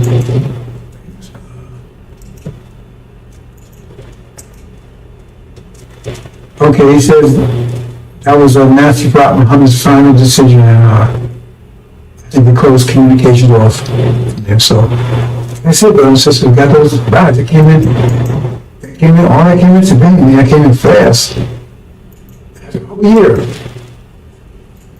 Total collapse. They're begging it. Somebody help me. We can't do it. They master help you. We won't do it. That's not what we do.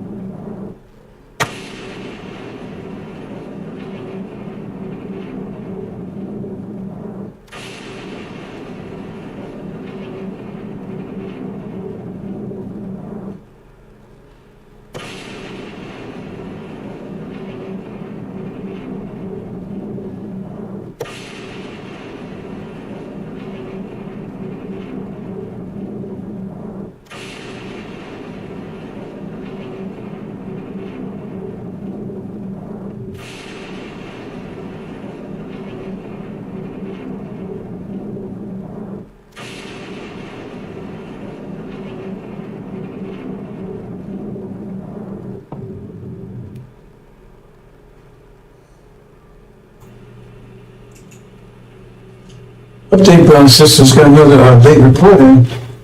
They said, well, if you won't come and get us food, we at least send some food. They begged him, please send some food. So I'm saying, I'm going to send a damn thing, nothing, zero. I said, please just send some food.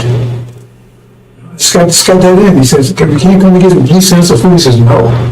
Refuse. I said, I just got information from the ambassador. He said that, and he's made to me. He says, no. He said, please send us some food. He said, no, go no way. You made your choice. Case closed. Just got that in, bro. It's just, that's not like him.